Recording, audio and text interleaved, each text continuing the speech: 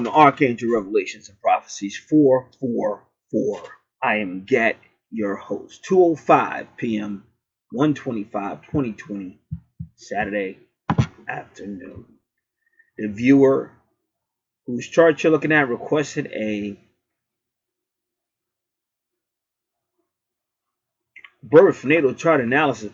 Why I stopped was because he's got that he's almost crowned right at the top, and his crown is right next to the medium coeli. So that's very interesting. And you see it's a double 19. Like whenever you see that, that's usually twin flame. So that's very interesting. Very interesting. I've been dealing with a lot of Capricorns. This is the third chart in 2 days where you're dealing with a primary presence of a Capricorn. So you see all those retrograde planets? So he's probably lived, this gentleman has probably lived many lifetimes. And he was born in one of the hottest spots in our country. When I say hot, I ain't talking about heat. All right, so let's get it in. First house. See, that's how you know he's lived past lives, because his 12th house became the first house. So he's also on like two different time frames, at least, maybe more, but he's on two different time frames. Whenever your 12th house becomes your first house, it's because you're still working on past life stuff, and you got to work on this stuff. Now, the first thing I'm gonna tell this dude is slow down, because he got Aries right there. So his first house is Aries now. And if they, when I say they, it's the people who put this chart together. Because the first thing you're going to learn is those numbers you see, they all mean something. But primarily, the major arcana of the tarot cards. Because everything is astrology. Any psychic. That's why I say you have to get your natal chart, and it has to be done by an expert. Otherwise, you are playing games. You're doing bubblegum astrology. Because a lot of people out here, they don't even know all this stuff. So how can they really read your chart to give you a reading if they don't know this? When somebody tells you, like if a psychic tells you, oh, you're going to meet somebody, they're Virgo, or you can go right to your chart. Check out Virgo, check out the 6th house, check out the numerology, they got Virgo in it, and you're going to learn a whole lot about it. And that's why I say when people listen, see, a lot of people don't listen because they on bubblegum astrology. Because when people really listen, you can see who know what they talking about.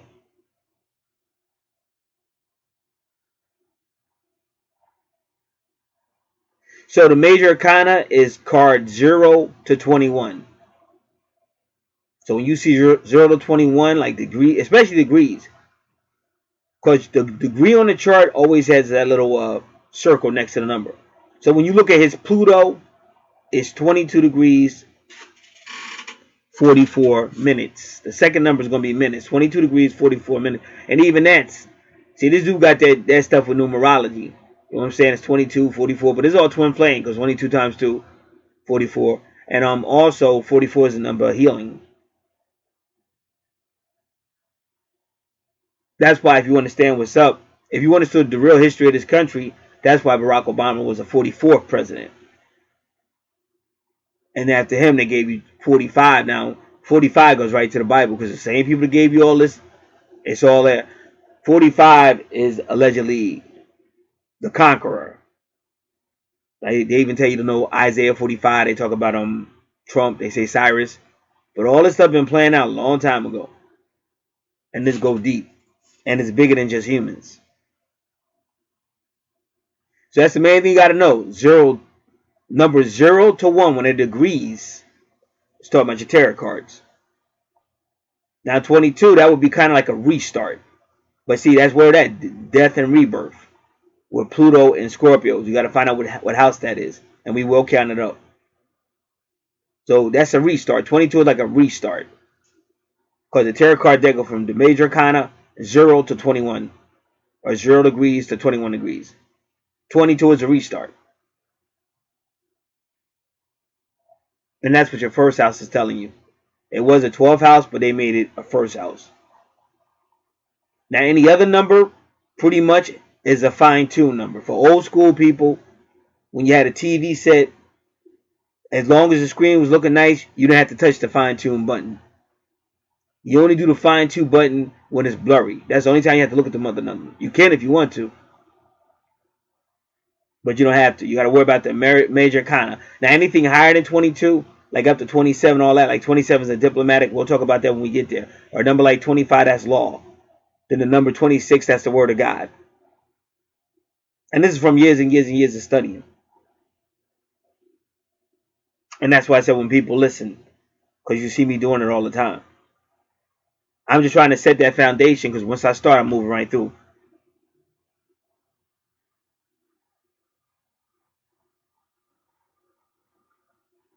So you got a lot of Aries energy and things like that. So your 12th house is a karmic house as well. The 12th house, you really, in the ideal world, you're supposed to take everything in the 12th house and open it up so that you can get healing. But most people don't do it. I mean, even people when they wake up and they get astrology, even if they deal with an expert, it's just human nature that don't want to deal with it, don't want to look at it, or you worried about now. What about now? And that's a major fault of Aries. It's alright to have be an initiative and stuff, but see, Aries want it now, and that's how I don't know if you know who Sinetta is from Harlem, New York, Sinetta TV or whatever, Black News 102. But one time on his show, he showed how a mouse will know that trap is designed to kill it, but he wants the cheese so bad that he keeps on risking.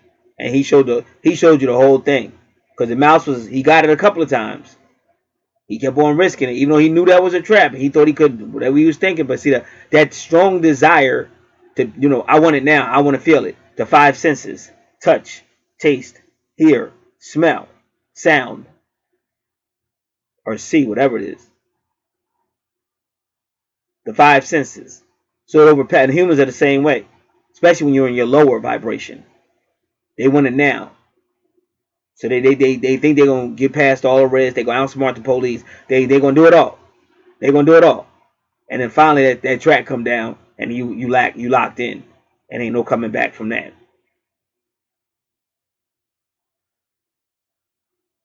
And had that had that mouse been able to maybe think a little bit more, he would have just went on, because you would have found more food somewhere else. He would have found something somewhere else. But that was just danger zone. That's like toxic people. You hanging out with certain people and they just toxic, but you don't want to give them up for whatever reason, or you don't want people to talk about you, or whatever, and then you get caught up. And then, like I said, once that trap come down, like I said, that whole Tekashi 6ix9ine shit. Once that trap come down, it ain't no more a joke. And now he's begging to do the rest of his time, because he only got a little bit more time before he walk, because he's a snitch. He begging not to do the rest of his time in jail because he ratted and stuff. But it wasn't like that he just ratted. He was also talking crazy. But they might not even waste his time. Like the people he was talking crazy to, they might not even waste their time on him. But then again, you never know what people gonna do. Now the people he snitched on, that might be different.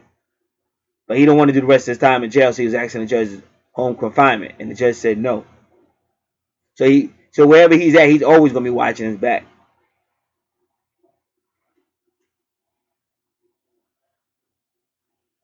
But that was another example of somebody who was getting it when it was getting good.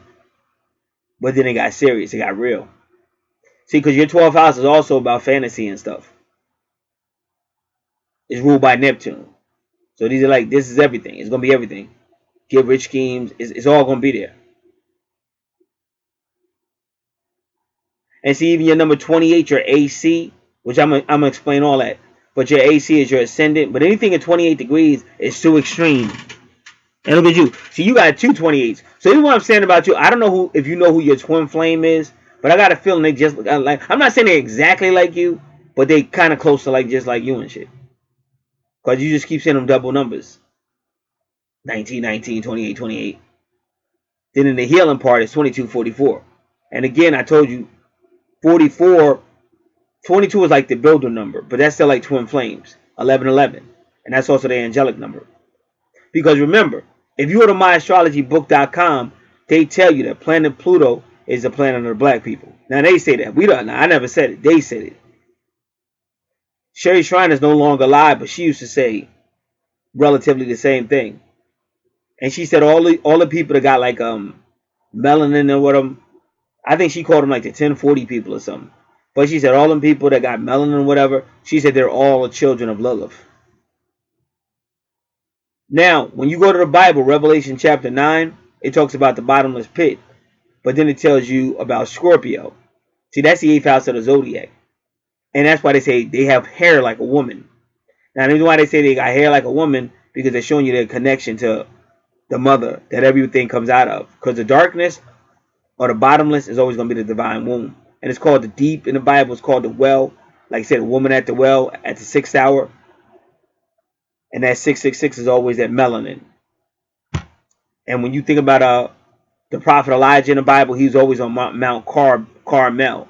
If you go to 1 Corinthians chapter 18, when he was on Mount Carmel, that cloud turned into a black hand or black fist. So all this stuff is right before your eyes, but it's been a deception for a long time, but they can't deceive no more. So you got all these people waking up. So like I always say, you're going to get hit with a lot of information, and it's up to you to take notes and things like that. Because like I said, most people, they just stay on the bubblegum astrology. Kind of lazy, don't really want to study it. They want quick answers. And a lot of times it's not going to be quick answers. Some of this stuff, especially when it's karmic, the 12th house is karmic. So it'd be slow down. And see, the 12th house is also incarceration. Buildings and institutes, courtrooms, houses, church. So what I'm trying to tell you, in your case, you'd be running into the you're running into the police. And that's why I say I keep thinking about Tekashi 6ix9ine. Because he they believe that junk. Like older dudes knew, we just looked at that dude and said, oh come on, are you serious? That's why you ain't never hear me talk about him on none of my videos. And I'm always talking about shit. You ain't hear me never mention him. Because I looked at that dude and said, are you serious? And then I was listening to a video of Ice-T, and Ice-T said, man, you could have, he said any real dude could have seen that a mile away. So that was somebody running. I mean, he's on camera confessing everything. This is somebody running into the police. And you know, as soon as they get him, he's snitching on everybody. We could have told you that. So that's Speedy Gonzalez Aries. Just got to be careful. Because where you're at, I'm telling you on your chart, where you're at is definitely inconducive. And we'll go more into it.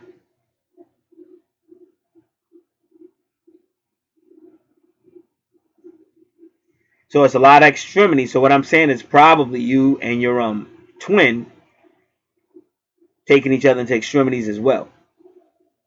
And you may know or you may not. And remember, your chart, I'm saying you live many lifetimes. Even if you look at your chart, look where the retrogrades go. See, Capricorn always, like my moon sign is Capricorn. See, that's all. Like I'm an old soul because my moon sign is Capricorn. But Capricorn also can indicate past lives. And that's why you are, like a Capricorn is considered like kind of cold and like an older soul. Or more about the business.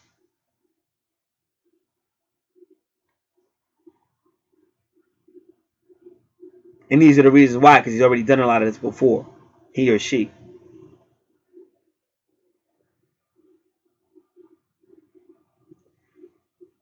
All right.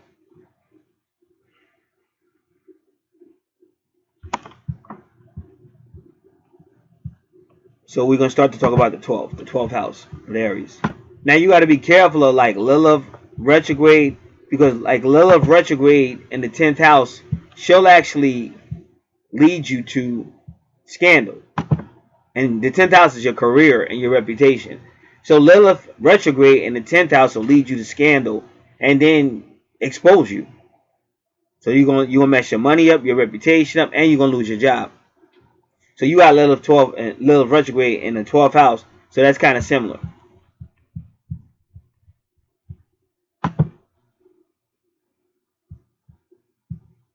So that's the first thing I want to look at in your 12th is the Lilith. Alright, so what we're going to do first, we're going to say Lilith direct. But yours is retrograde. Yours is not going forward, it's going back. So you have to remember that. So that's the only thing we're going to, whatever I'm about to say, we're going to have to make that adjustment. Because it's totally different when it's going retrograde.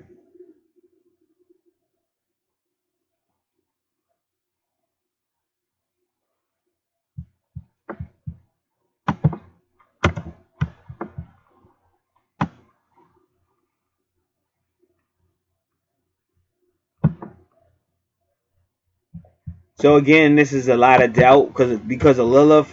It'll be doubt, negative behaviors,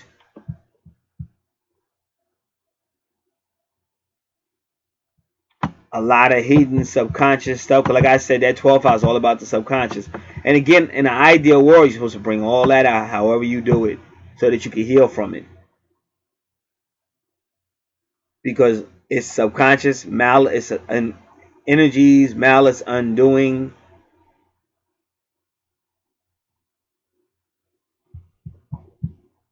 And like when you see all that, whatever you see, like especially in rap music or something like that, everybody got a gun or everybody tatted out or just like looking crazy. Like when the West Coast started doing that, it was a little different. They were still like really like psychopathic, on some ready to die if you mess with me.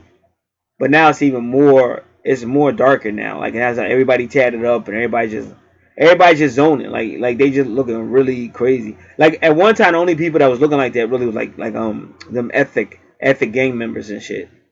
But now like almost everybody's trying to get that look. So that's a lot of that dark side. That's a lot of that little stuff. But no matter how tough they are or whatever, it's still self-destructive. And like I said, just like you saw with Tekashi 6ix9ine, at first it's gonna be a high. It's gonna really look like you on top of the world at first, but then it's from then on it's all the way down. And the game is to trap you. So that's why I said when you understand your natal chart, it's supposed to be like your map. It's supposed to be like your GPS going through life. But most people don't want it that way. They want what they want when they want. And a lot of people, they be like, when they get locked up or something, they be, I wish somebody had told me. Oh, if I had known, now they want to think. But when they was out there doing that, they ain't want to think. That's why when you go to prison, they say you wasn't preaching in the street. Don't come up in here preaching. You wasn't all now you non-violent up in here, but you wasn't non-violent up in the street. So don't come in here with that. So that's the purpose of real astrology. Help you in all areas: finances, romance, your personal development, spirituality. It helps you in all things. And if you went back to your ancestors and stuff, that's what they was doing. That they was in the stars, the moon. They was all one with the universe. And that's why if you go back to 1970 music like Earth, Wind, and Fire, they was trying to tell you that a Parliament was talking about all that high tech shit. And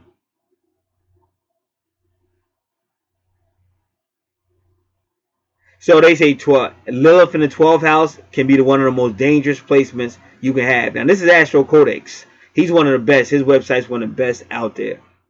So you got Aries in the 12th house. Yeah, like I said, and the 12th house is really all about confinement. The 12th house is really about confinement and service. Now, what that sound like to you? Prison.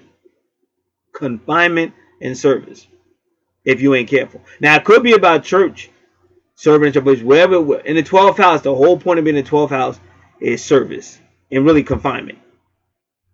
Like focus servitude is the 12th house. And there's other stuff we're going to talk about in the 12th house, but that's the main purpose of the 12th house is focus, servitude. So now you can choose how to do it. You can go work in the hospital. You might work in a police station. Or your ass going to be locked up. That's the choice each person got to make. So he's telling you Lilith in the 12th is one of the most dangerous places you can have. Now, just letting you know, Lilith retrograde is pretty much, it's like, it's inward. Lilith retrograde is a person she's a lot like Scorpio. Because she's seeing a lot of stuff, but she ain't talking about it. You understand? And then in the 10th house, Lilith is that situation where y'all think y'all going to get away with it. And if you, depending on how old you are or where you worked or the type of people you worked around, this stuff go on all the time. Like there's a lot of places where you might see a lot of people from the hood working up in there. And then you hear about, 2 people getting fired because they got caught in the back or some shit like that, or whatever. Like before Walmart, there was Kmart, and it was the same thing. People was fighting all up in there, and people would go missing in a warehouse or something in the back room, and all kind of crazy stuff. So if it gets found out, then those people get terminated.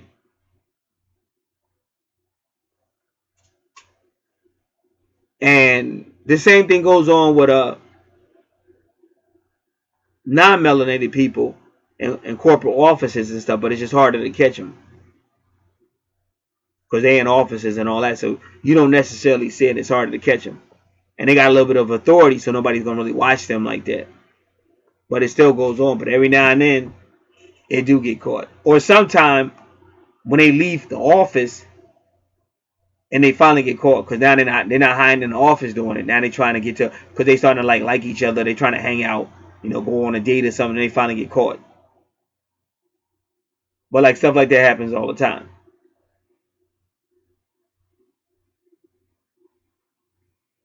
So the 12th house is connected with the native subconscious mind and unconscious mind. And it could be a lot of fears, because the 12th house is also dealing with fears and stuff. And I just listened to somebody.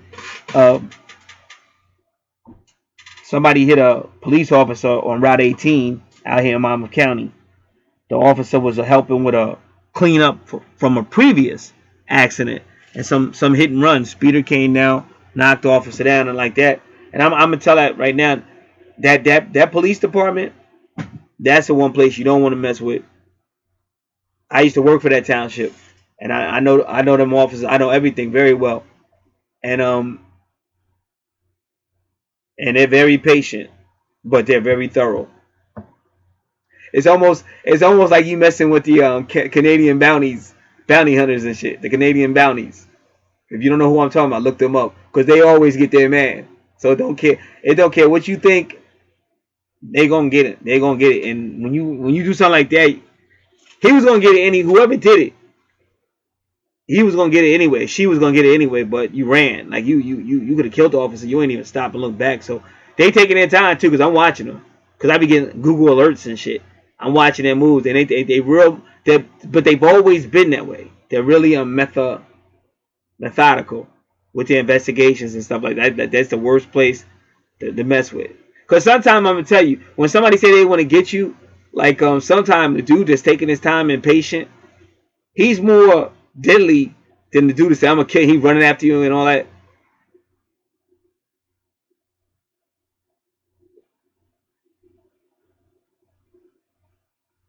So you got the subconscious mind, unconscious mind. Could be any type of fears.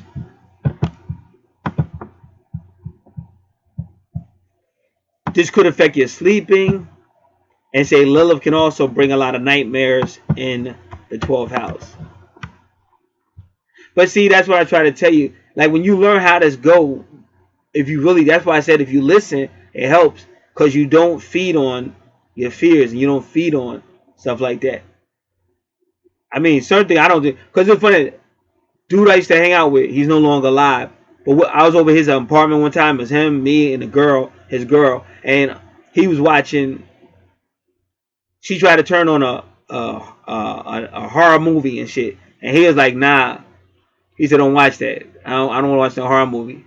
I ain't gonna be able to get to sleep and shit." And I was laughing when he said that, because I felt the same way. Like, and neither one of us are no punks. We ain't no punks, but when he said that, I was laughing because I didn't think he was gonna say that. But he was like, "Don't put on a horror movie because I don't want to be able. I'm gonna be able to sleep and shit." So that shit was funny when he said that shit. But that shit is real though, because whatever you feeding in your mind, you gotta understand everything you feeding in your mind is still going into your subconscious mind and shit like that. So you gotta always be in control of shit. That's why I said don't be around toxic situations, because you will have to deal with it at some point. And that's one thing. When people say they're ganging or whatever, like when you go before that judge, you going before the judge. You might have some gang members that are co-defendants or whatever. But that depends on the court, because they might break that up real quick. And sometimes some of the dudes you were saying was Gin, they ran you out. So that's when it get real. Like once you really go in court and you see people Because even Suge Knight, they say when Suge Knight got sentenced, I think they say he passed out. Because all that thugging shit until you get there. And the reason why I'm saying all this is because that's the 12th house. That's Aries. Because Aries, you run into it. It's like you run into your own demise with Aries in the 12th house. And and you're learning about Lilith. Because I already told you what Lilith do. Lilith don't play. So when Lilith is in your 12th house, your dreams are going to be mystical, but also a lot of sexuality go down with her. But you have to be careful because it gets dark sexuality. And we're not perversions, whatever you want to call it, but it's dark sexuality, perversions. And again, I'm getting all this information from astrocodex.com. Lilith in the 12th house. So because this is going on in your 12th house in your mind, you have to be careful. Because then if it's in your mind and all that, then it's in your heart. And that's why a lot of people do a lot of crimes and a lot of sin, and they don't even understand why. Because like I said, nobody really know. Like when I'm going to try to tell y'all something. Because I be going real metaphysical if people be listening. I be going real mystical and shit. But now back in the day, I think when you made an album or whatever, or audio tape, whatever it was, you might have had 12 songs on it. Possibly. But now you remember when R. Kelly came out, he said 12 play. So what you was looking at, whether he knew that or not, but what you was looking at was Lilith, that little spirit, and Aaliyah a little bit, her name. Because I just did this, I just did this the other day. I just said Delilah, because she got Samson knocked. Have you ever heard of Samson and Delilah? So Delilah got Samson knocked. So Delilah, and then Lilith, Lilith, and then we got Aaliyah. Now people get mad because they're going to want to fight shit. But even she made the movie with that serpent. If y'all remember, she made that video, that song with that serpent and shit. See, it's whatever spirit you allow to prevail, to be pervasive in you. Because these are spirits you're messing with. And when you really understand how this works, just like on your chart, all these double numbers and all that. You don't see nobody else's chart like that. All these double numbers and shit like that. So when Nas told y'all it is written, he wasn't joking. So some people accept it, some people don't accept it. But like me, I'm a different dude. Once I know something to be real, I'm done. I'm not going to be, I don't debate shit that's right in front of me. Now some people be out here debating and all that. Like everybody want to leave a comment and shit. Like I say, comments for channels like this, real shit, real information. Comments ain't for everybody unless you got experience in that field. That's like me going to a YouTube channel where doctors go, and I'm trying to leave a comment. I ain't no doctor. What can I possibly say that's going to matter to the people? Like, you know, what am I going to say? Say ouch? What am I going to say? Oh, I just saw my doctor today. What's that got to do with? These are doctors talking about doctor shit. You know what I'm saying? Like back in the day, the old people tell the young kids, don't get up in grown folks' business. So that's what Solomon is warning about. King Solomon, the wisest king in the Old Testament. He's warning about that in the book of Ecclesiastes. And he's warning about it in the Proverbs. But just that don't nobody pay heed to it. Because people want to do what they want to do. But then when they get locked up or some shit or whatever, or now you in court and the judge is garnishing your wages and all that. See, now you want to go, oh, what the fuck, it matter. But you had all that time to do that before that. And that's why I said with Aries, the best thing you can do is slow it down. And then anytime I see it, you'll hear me say, slow it down. Learn how to think.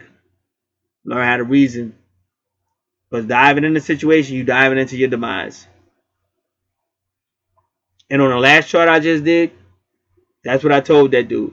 I said, I know you probably been in situations where you seen 5 or 6 people do something before you did it. But the moment you did it, they caught your ass. And now they telling you have to be held responsible. And you scratching your head going, how could they, how come they would? And that's what Tupac said when he got caught with that female or whatever. He said it was 5 of us. If 5 of us is being accused, why am I the only one? Because it's a karmic situation. And to show you that it's karmic, she was just on VLAD, that chick. So this is 25, something years later, and it's still going on. Because it's karmic. That's how karmic shit is.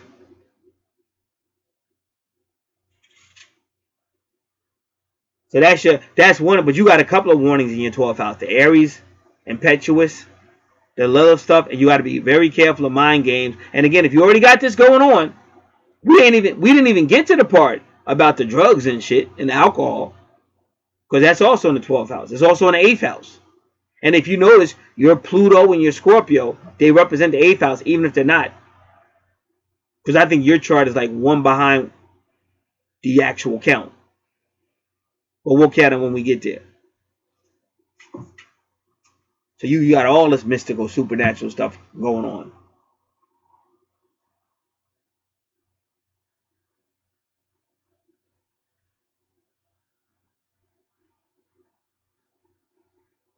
So Lilith blends in with the 12th house. 12th house is ruled by Pisces. Pisces is ruled by Neptune. And Lilith blends in with it. And she invokes her obscure sides. So now he said, just like I just told you. Now this could be drug addictions, alcohol, drugs, even prescription medicine could be a problem in the 12th house with Lilith.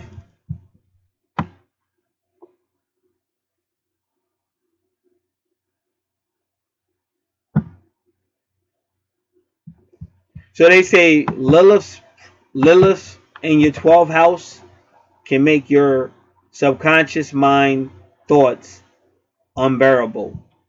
And that's another reason why you don't want to do the drugs and the alcohol, especially when it's abuse. So Lilith can cause vicious thoughts and general negativity towards the individual's mind. And also in the 12th house, because you're already going through guilt, or if your family was dysfunctional, and still, even if it's the 12th house, you're still carrying stuff over from the past life. So whatever that was, you still carrying that in the 12th house. Because this is all stuff you got to deal with and heal from.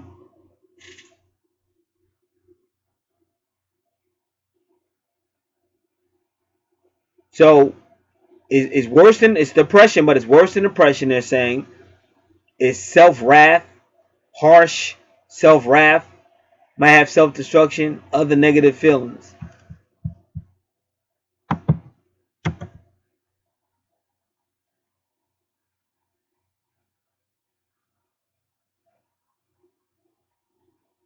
So they say this person, because all this is going on inside of his head, he's trying to escape any way he can do it. He or she.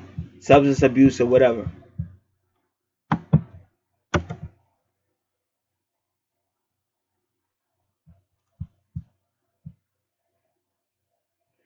So he's saying be careful. He's even warning. Because then he starts talking a little bit about Mars, Pluto, and Saturn. And he's telling you don't use or abuse any forms of substances or drugs. And don't try any forms of escapism.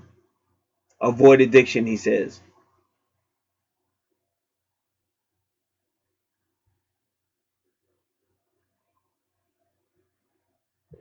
And he said you got to be careful of the whole, but I already told you that. You got to be careful of the whole Neptune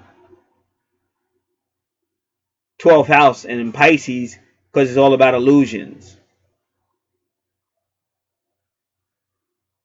So this person being an illusion world. Because like I said, when you think about Tekashi 69, he had everybody believing it. Because even Gilly, like everybody was on that. Everybody was on that train.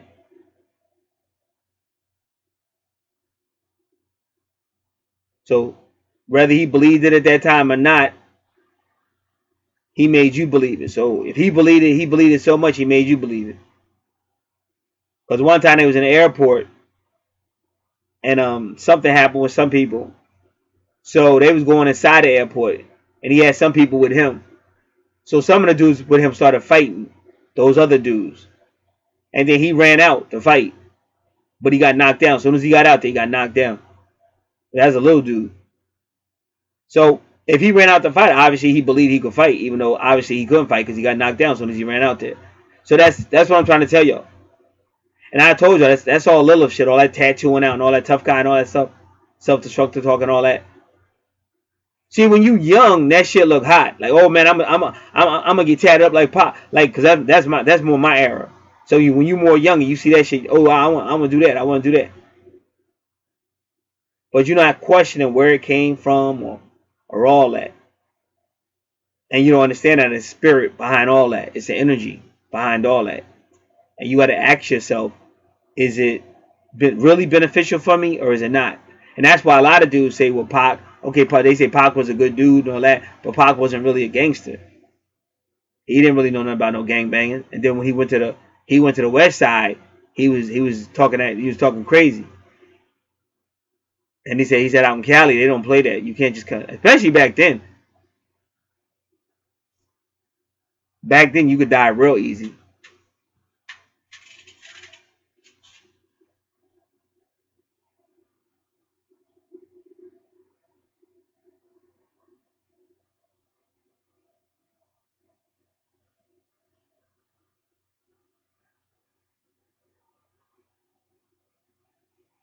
So now they're saying some of Lilith in the 12th house will always want to be around people because they don't want to deal with their subconscious mind. But that's why I said, but you got to make sure you're around people that are going to build you up in a positive way.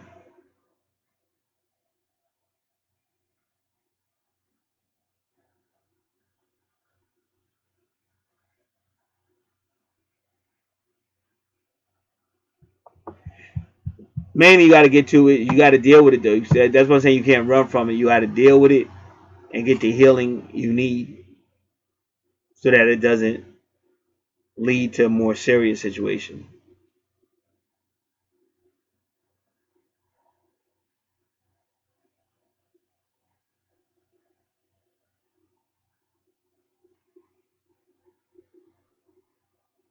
So they said something else. There's some more Takashi 6ix9ine.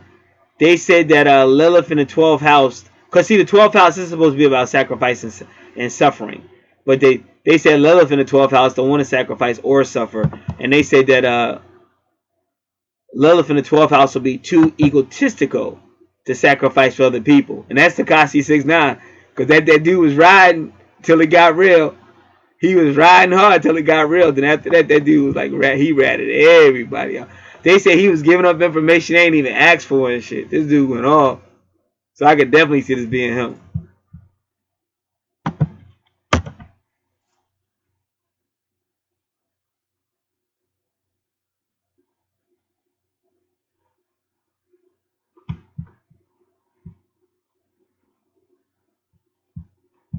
So they say, in addition, such a person will not enjoy anything connected with the 12th house.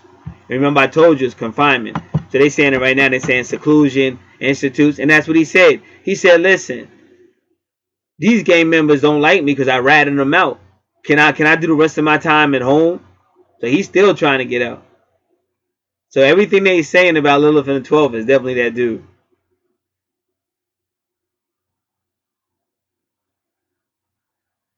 So they say like anything like any type of institution or seclusion, it's a repulsion in them. Like they don't want it. They want to get. They don't want it. They don't want to be in.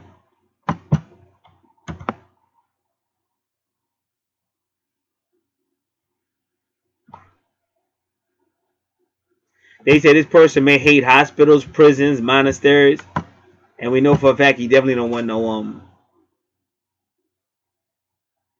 He don't want to be in prison. But see, you gotta understand, a dude like him, they put them in they call it Punk City. Punk City, PC, protective custody and shit. So that's the same thing like isolation. In some prisons, they'll lock you up for like 23 hours a day. And somebody like him, he can't go out to the yard by himself. Like a dude like him, no, actually, he'll have to go out to the yard by himself. Like no other prisoner will be out there when he goes because he's a snitch.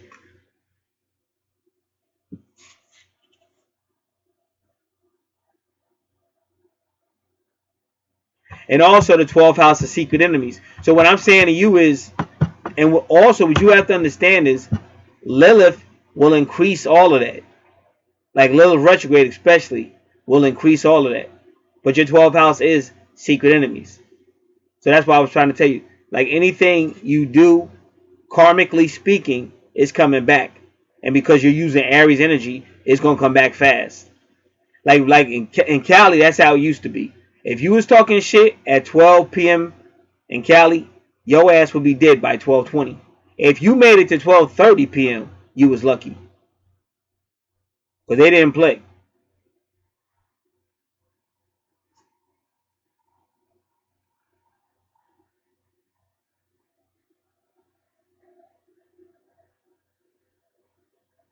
So that's what they said. Lilith in the 12th can definitely bring. But you're going to have them anyway. Even if Lilith wasn't in your 12th house, the 12th house is secret enemies.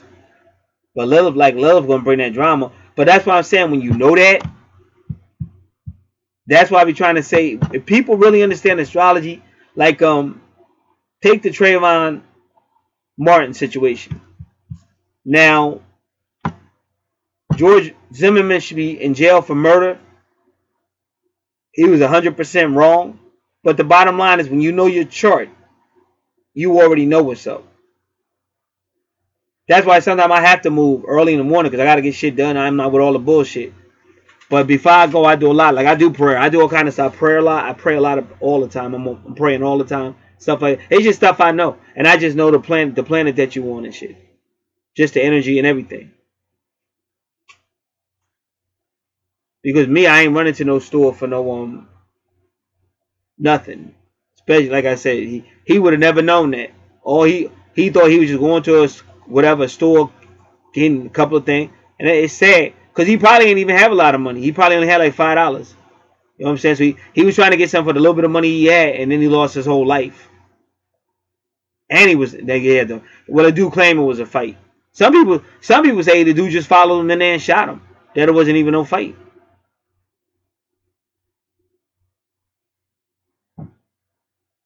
But even if it was, it shouldn't have been no fight because he didn't do nothing wrong. Because if you stalk somebody and kill him, I bet your ass be in jail. Well, depending on what color you are. Because obviously, it didn't work for Zimmerman. He's still free. Going to racial groups, getting signatures, giving a signature and shit.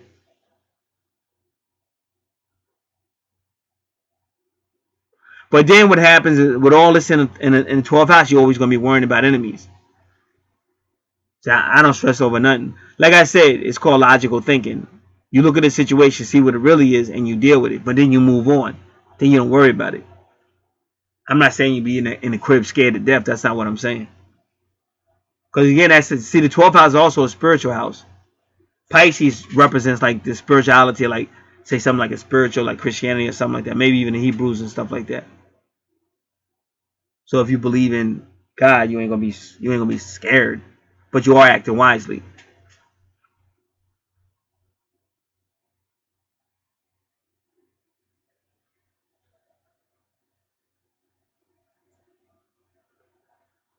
So you got to be careful of phobias. And again, but that's why I say don't feed it. If you know all this is going on in your 12th house, that's why I say I wouldn't watch no horror movie because you feeding it. And you don't understand the subconscious mind work. Because anybody ever dream and you say, why the hell did that come out? You be like, well, why would I dream? Why would I think about something like that? Why would that come out? Just like sometimes you just be sitting and something just come inside your head. Like, what the hell am I thinking about that for? That was like 30 years ago. What am I thinking about that for? So that's just how the mind works. And no, we don't understand nothing in the universe. It's all mysteries. But I'll tell you this, it's all energy. And I'm showing you right now that even on your charts, you can see it. By the numerology and how they put it all together. And they put all this together for a reason. Just like if you go in prison, they put shit together. Like they put everything together so people fight. Like if you go in prison, all the tables are closed, all the chairs are closed. So you got to get up against somebody.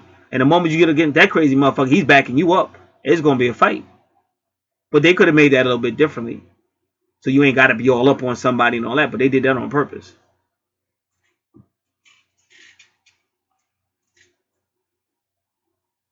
So they say the 12th house is a gateway to your previous life. That's why I said you're dealing with two different timetables. And he said now this is some 50 Cent shit. Now listen what he said. He said because the 12th house is the gateway to your previous life, and the 12th house is about hidden enemies. You're going to have hidden enemies in this life from the past life. So there'll be people that ain't going to like you. But I ain't telling you to worry.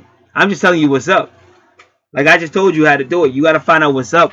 You got to think like a general. What's the situation and how we going to deal with it? Not, oh man, because like I said, if I was scared to go out, I wouldn't go out. But before I go out, I make sure I stay prayed up and I stay on top of that shit.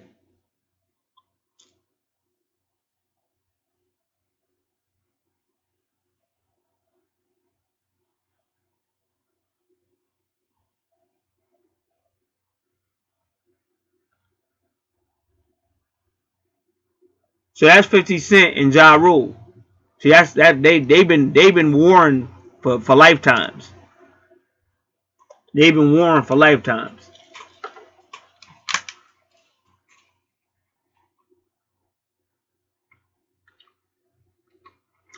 So they say this person will be born with an inherent repulsion towards enemies and will constantly be suspicious about them.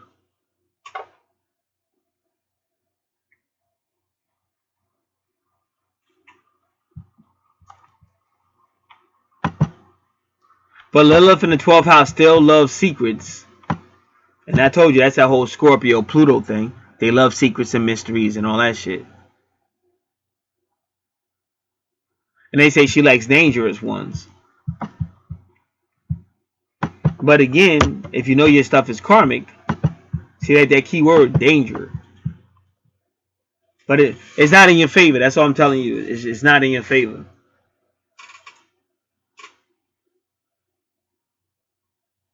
So this type of person will know critical information about other people. And they also have dark secrets about themselves that they hide. But these secrets may be of a sexual nature. And you see all these people in trouble now because of that. Because that's what you don't understand with the sexual stuff, it comes back out. Now they saying, oh, R. Kelly, he only married Aaliyah because he was trying to stop her from testifying against him. And that's crazy. So I thought he married Aaliyah because he just loved her. Even if it was inappropriate. Now they saying, nah, he only married her so as a wife she couldn't testify against him. So that's crazy. Now which one is it?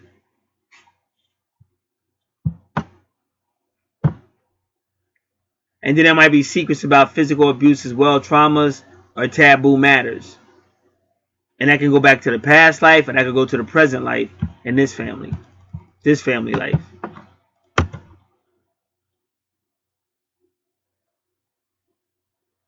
And a lot of times, Lilith will hide in the subconscious mind. She'll hide any abuse she's been through. Because again, now we got Nick Cannon. Now we know Nick Cannon is don't like Eminem or whatever. They don't get along or whatever. But M came out and dropped some information about Eminem that he got from Carcino. Now, what it is nowadays, nobody really cares about shit like that. Just the way it is. So, but what Nick Cannon failed to think about his own situation, because now you have Orlando Brown coming out saying some crazy shit about Nick Cannon.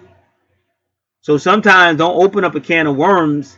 You know, when he say people in glass houses shouldn't throw stones, because that really is gonna put a dent in Nick as far as his rapping.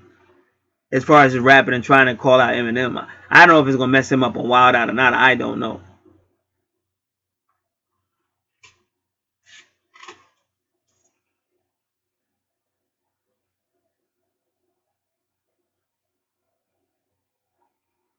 So it's always there. Something you've been through, something in the past life or this life is always gonna be deep inside of that subconscious mind. And the gentleman wrote "Ready to Hurt."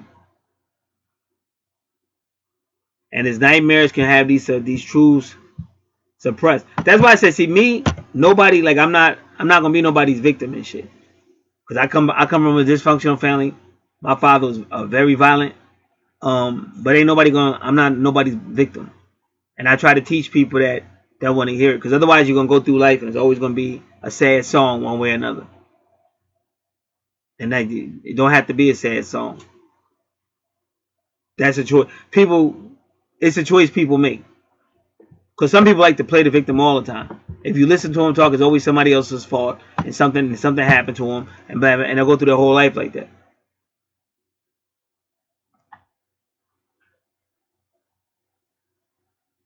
So the Lilith in the 12th house is all about the subconscious mind. And if you want to deal with it, you can get the healing. Because ideally speaking, you're supposed to be dealing with it. And see, when you deal with it, you can help other people get healing if you want to. So they say Lilith in the 12th house, this person will have very strong occult powers. Now remember, we're talking about Lilith direct in the 12th house, but Lilith retrograde like yours, it's even more subconscious. It's even more deeper. It's even more cynical. More. Because she's going to be that way wherever you go. And that's what I'm trying to tell you. Lilith retrograde, if it's in the 10th house, that's like that. Like if you had a female's, if you had like a female supervisor, so she's gonna try to get you in her room, and she's gonna try to do whatever. Put a breast in your face. I done seen this done. I lived a long time. I done seen this shit. Put a breast in your face, because this is Lilith retrograde on her chart, or it could be on your chart in the 12th house. But now you're in her office, door closed, blinds is closed, and she's like, trying to size you up, trying to see if you want to say something or whatever. And if you do, then it is what it is. But then it can flip it on you and get you fired for that.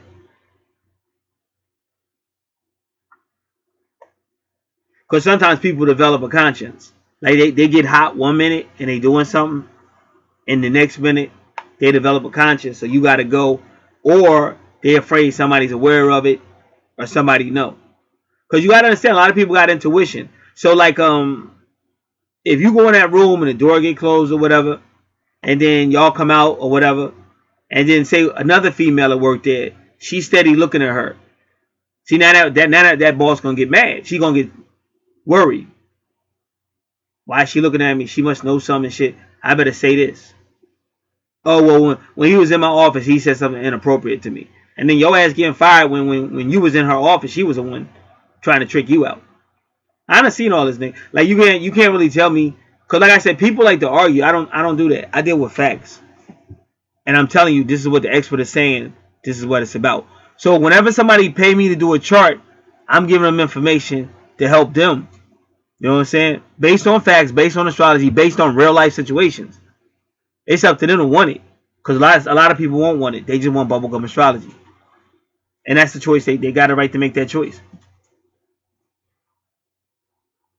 So when you know all that, you just have to realize that. And that's why we're trying to tell you. That's why I tend to move a certain way. But that's based on decades of being on this planet and seeing all of this. And a lot of people ain't alive no more. A lot of people, all kind of crazy stuff. Because they didn't know this stuff, or they didn't take heed. Or they knew it and didn't believe it, or they just didn't take heed. And see, once you, like I said, if it's anything like a jail cell, once that door closed, everything changing. Everything changing. And then if it's a situation where you paired up with somebody that didn't have your best intentions, that's going to be something else. So you got to be very careful, because you have a strong occult connections.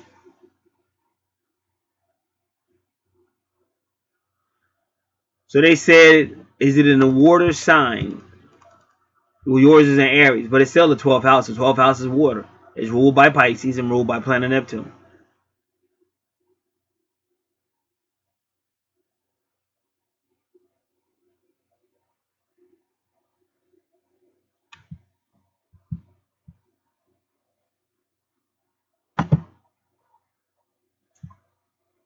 So they're just warning to watch the occult power you will have.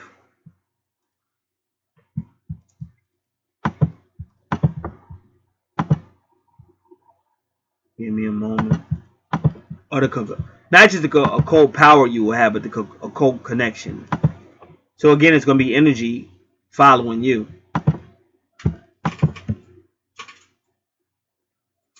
So that's why, like I said, when you understand the significance of scriptures, when you read the book of Job, Job 1 and 2, God kept asking the devil about Job, and Job was like, I don't really even mess with Job because of these reasons.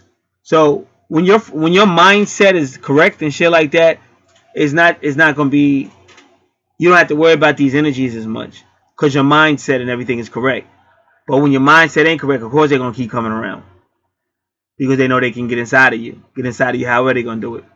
But when your mindset is correct, they know they're not getting inside of it, and they'll move on to somebody else.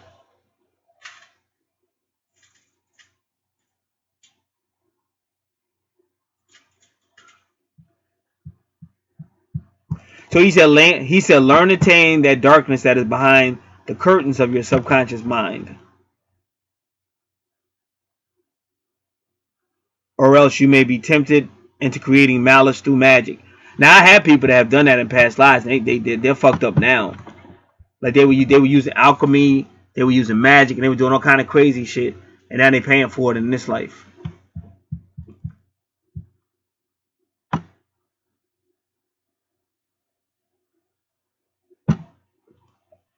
So you have to find ways to get your subconscious mind out and deal with it. And one suggestion he gave was the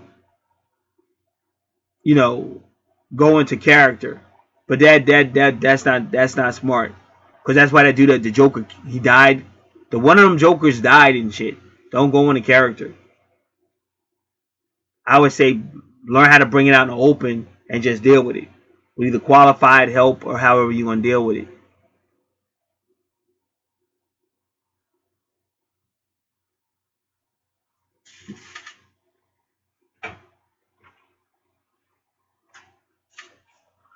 All right. So now that's 6. So 6 is the Lover's card. It's Gemini energy, but it's about doubt. It's about doubt. And they're pretty much telling me that your twin flame connection will have a Lilith energy connection to it.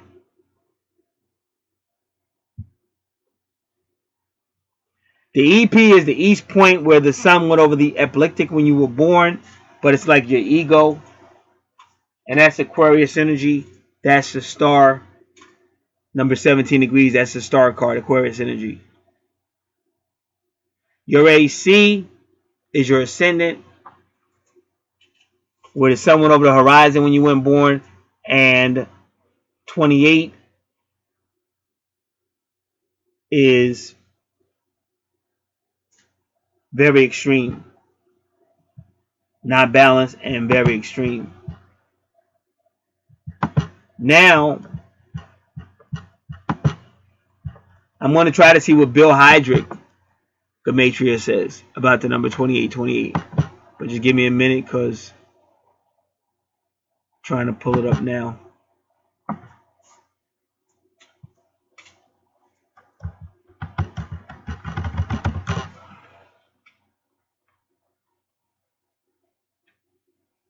So just be patient.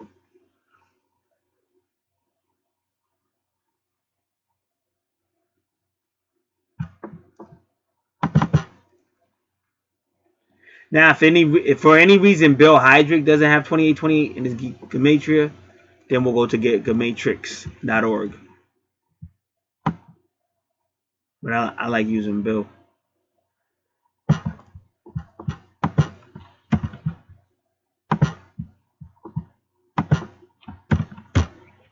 And like I said, anytime you see double numbers like that, that's twin flame stuff. That's why they just showed you the Lover's card. The Lover's card could also be like a twin flame card.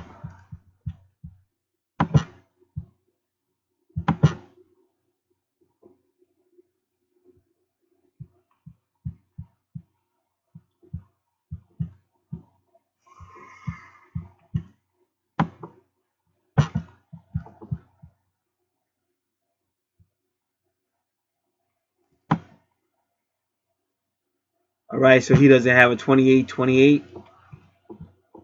Wait, maybe he does. Hold up. Nope. He has a 2831, not a 2828. So now we go to Gematrix.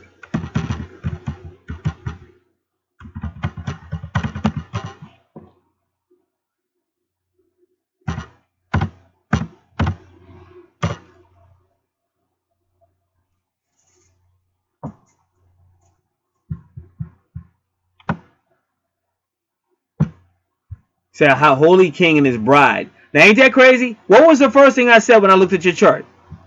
What was the first thing I said when I looked at your chart? I said you got your crowned. I said your crown is at the top. So in Gematrix.org, Gematria, still Gematria, but it's Gematria.org, 2828 is Holy King and his bride of New Jerusalem.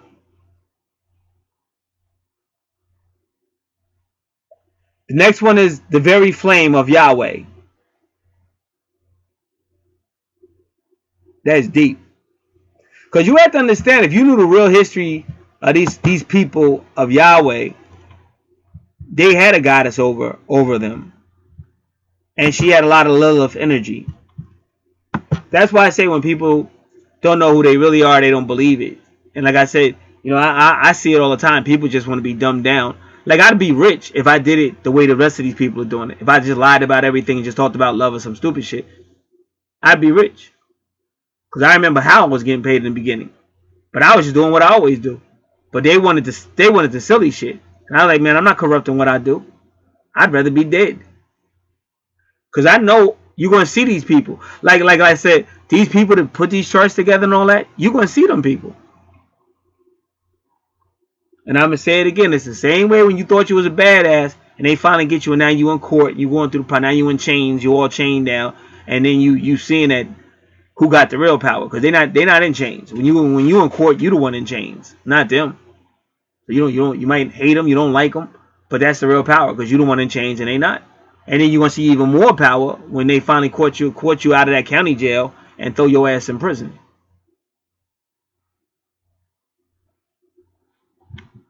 So me, I'm different. I always see the last day, not the first.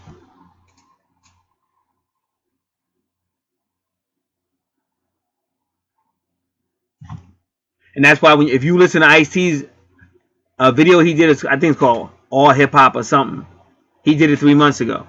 But everything he said in that interview was so real. Because he said the same thing. He said the reason why I never got locked up, he said because all my friends is locked up. All my people locked up. He said you don't know what it's like. You don't know what it's like when they close them gates and tell you ain't coming out for 20 years or some shit like that. He said that's why I did what I did. He said I had to turn it.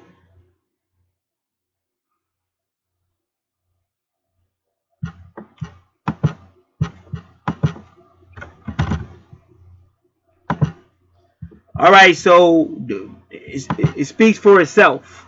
There's some type of kingly stuff here. And again, past lives and stuff like that. This is a kingly energy between him and his twin flame.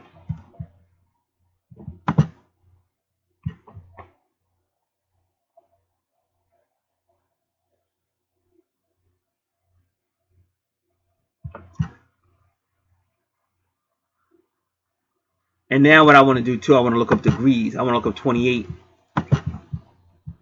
degrees moon, see if they got it.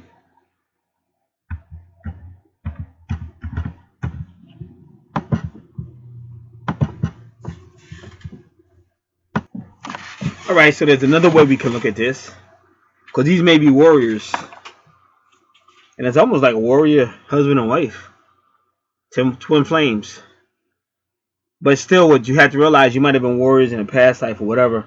But in this life, that's like whatever. Even though you're not really a criminal, but because you're not the winning team, you would be a criminal. Just like under Roman law, Jesus Christ would have been all kind of bad things. But the truth was, he was actually a man of God. So you got to just keep that in mind.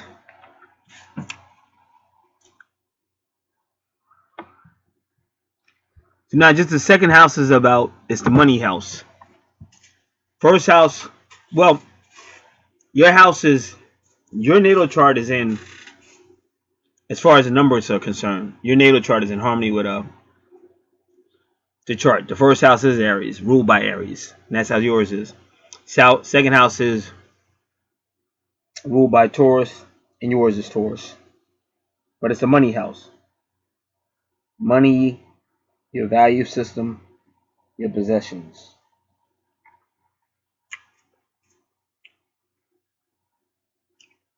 Now, having a moon in the second house is a lot like having Cancer in the second house because Cancer is ruled by the moon. But this is a person. Moon can be feminine energy, but they feel secure with money. Security is money, and if they don't have that money, it's gonna mess with them. And that your moon is everything to us, your emotions, it's your connection to your mother, it's your connection to the feminine side of the universe. Could also be psychic. So this person might even have a psychic gift when it comes to money, or knowing where money's at,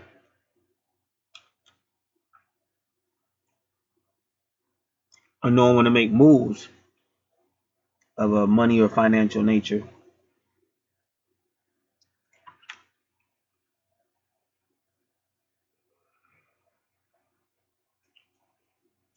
And right next to it is Curious.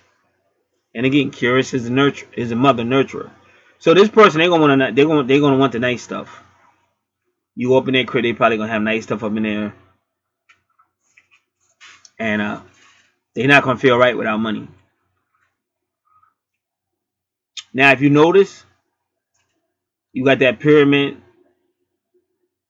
in your house that connects your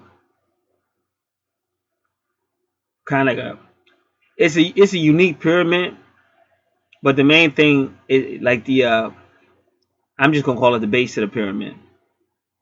It's kind of connected to Aquarius and Cancer a little bit, but I would change it a little bit, and I will put it right on the. I'm just gonna call it. You can call it the cusp if you want to, but I'm gonna call it the borderline of Venus, the borderline of Pisces, Aquarius, Cancer,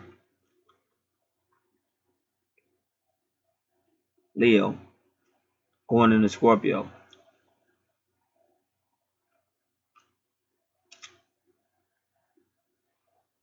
When you see things like that, it's all the energies involved that you're looking at, including the planets. But the main thing is really directing an energy to your Scorpio. And that could be lifetimes. That's what I'm trying to tell you. It could be lifetimes you've already lived in, or whatever. But see, Scorpio, like I said, that's the underworld. That's the bottomless pit of the Bible.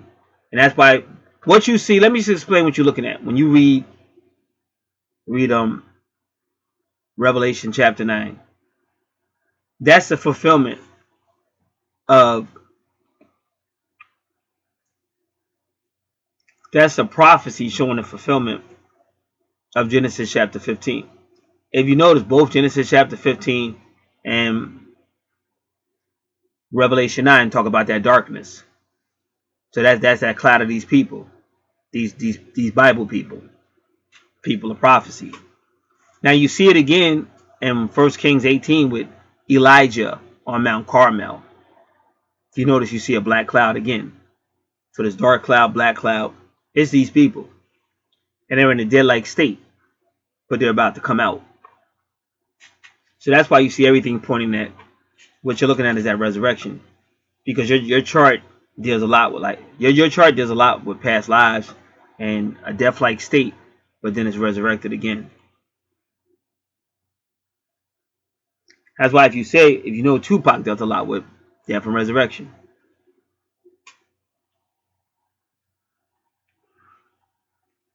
And he also put a pyramid. He said he put a pyramid on his chest or whatever. No, he didn't. Yes, he did. He put Nefertiti. So that would be the queen of the pyramid. And also, just look at the angles. Look at her turban or whatever. Look at her headdress, whatever you call that, or her crown.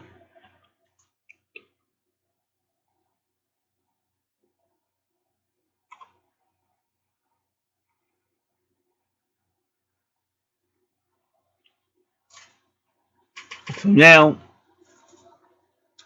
0 degrees is the Uranus card. That is Aquarius energy. So you see Aquarius again. So you keep seeing like Aquarius energy on your chart, because Uranus rules Aquarius. And that's a Fool card. But he does what the mother tells him to do. The high priestess is the mother. So she tells the fool to walk off a cliff with his dog. And he does. Because he has blind faith in her. He won't question it. And anytime you see a dog, it doesn't matter what the dog looks like. But that's the ruler of the underworld. That's Revelation chapter 9 again. He's called Ampu or Anubis.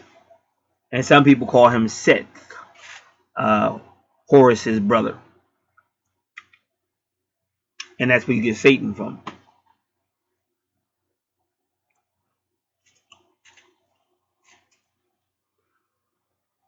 Now, it's 12. So your moon is 0 degrees, which is Uranus energy, the Fool card. All about blind faith, initiation and blind faith. And it's 12. So now that's the Hangman. So he's hiding out. See, that's that subconscious stuff where you don't want nobody to know, but it's hiding out in 12. So it's taking you back to your 12th house. So they're showing you one of your fears is that money.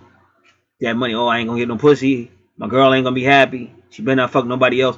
Like all this is going on in the 12th house. All this crazy shit. So me, like you do have to live if you want to live on this life, but you got to be careful because sometimes your living is what's killing you. You understand what I'm saying? Your living is what's killing you. So I'm different. I'm like, if my living gonna kill me, let me just cut out the middleman and stay alive. You don't need to have everything. But when you thinking with the day, because you don't want to be lonely, then that's why the wise King Solomon was trying to warn people in the book of Proverbs, as well as the book of Ecclesiastics. He was warning in Ecclesiastes. He was warning against vanity, and then in Proverbs. But see, you got to understand how Proverbs went down. Now I don't know who wrote Proverbs 31, but if you've ever read Proverbs, he's constantly warning you to stay away from that illicit female, stay away from that bimbo. Constantly in Proverbs. Now, if you read Proverbs, you might feel a certain way. So that's why I'm saying, who wrote Proverbs 31? I'm turning to it right now. Because that's the last Proverbs. It's Proverbs 31. And this particular Bible doesn't tell you who wrote it. Because only in Proverbs 31, they talk about the capable wife. It's almost like somebody had to put that there. Because if they didn't Proverbs 31 there, they would have been like, man, you really dissing women. This book is really dissing women. Oh, check this out, yo. I just opened the Bible up to Ezekiel 28. So you know what verse I'm going to. I'm going to 20. I just opened the Bible. This shit, but see, to me, this shit happen all the time.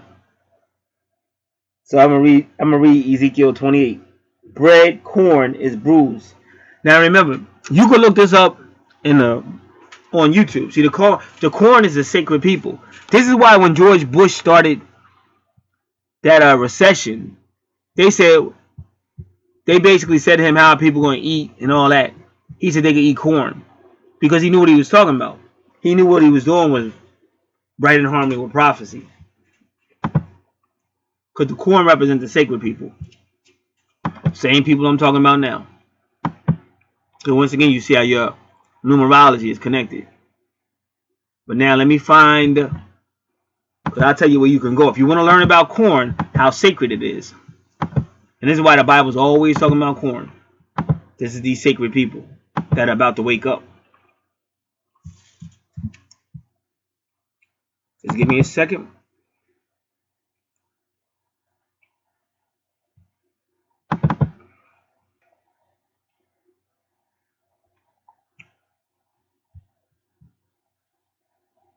All right.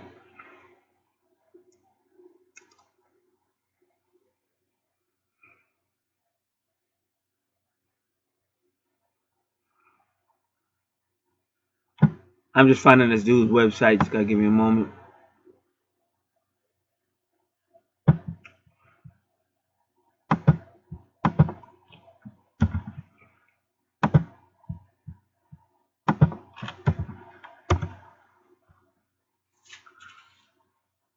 And I'm sure I told people to take notes, especially if it's your natal chart. That's the main person I'll be taking notes.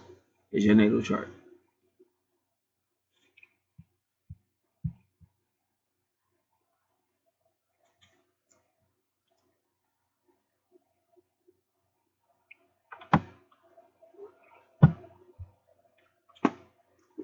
So that wasn't no accident that I opened it right up to Ezekiel 28.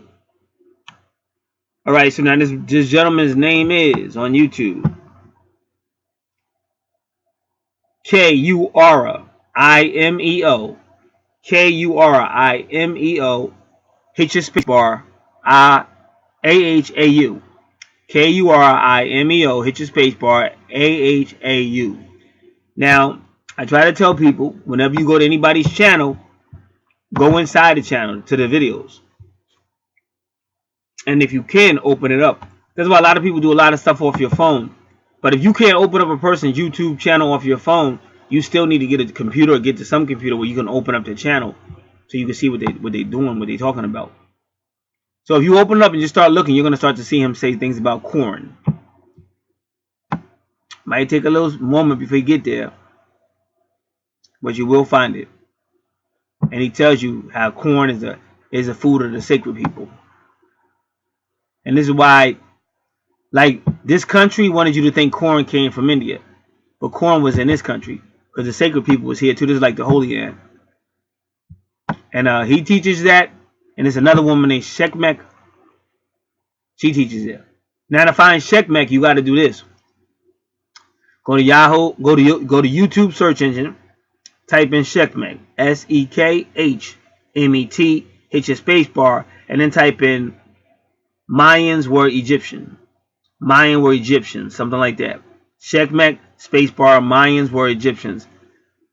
You know how many words? 4 words, 5, whatever it is. And then hit your magnifying glass. That's your enter. Then you just it'll scroll. It'll come up, but you got to scroll down, and you'll see it because she shows you who these people were. She does show you the connection to India, but those people are already over here, and they already had corn over here. So corn didn't come up from India. It was already over here. So remember, all this is coming up with your chart showing you your connection to these sacred people.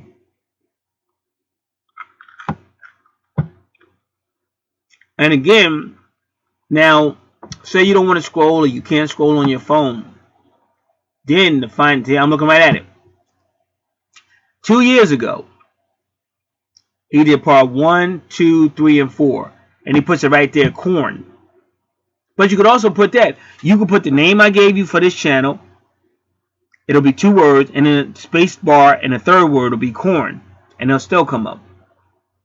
So this is why you got 2828, and when the spirit did that, I was trying to go to the book of Proverbs, Proverbs 31. I was trying to see who wrote Proverbs 31, which I'm still going to do. But the Bible opened up to Ezekiel 28, and I knew immediately to go to 28, and it says, bread, corn is bruised, because he will not ever be threshing it, nor break it with the wheel of his cart. Now the wheel is when God comes back. This is what the Elijah Muhammad used to always tell you about the wheel. That is Psalms 83:18. That's the final day, which you also see in Revelation 18, where God says, okay, that's it for these people that are running the world right now. Their time is up. And then the wheel comes and ends it.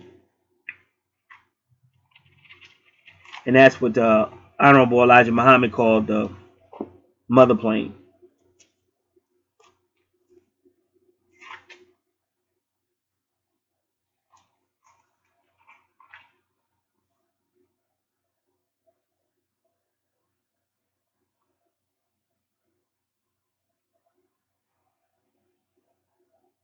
And then they talk about the tempest, because the tempest is the wind. That's why the Bible's always talking about the wind. But that wind is also connected with this wheel. And see, some of the stuff you might be dreaming about, some of the stuff I'm telling you, that's also coming out of Lilith too. Because Lilith brings it. Like if you were a Catholic and you know your religion, you say, hey, who's going to bring the Great Chastisement? Which the Protestants call the Great Tribulation. But the Catholics call it the Great Chastisement. You say, who's going to bring the Great Chastisement? They would say Mary is. Mother Mary's going to bring him. So that's really Isis. That's the Black Madonna.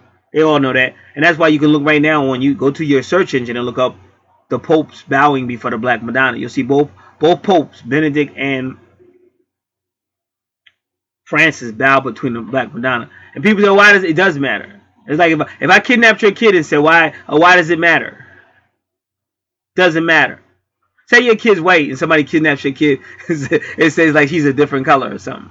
Oh, what difference does it make? Of course you're going to say that. You don't want to steal everything. Of course a thief is going to say that. Of course, yeah. What difference does it make? I took your car. What difference?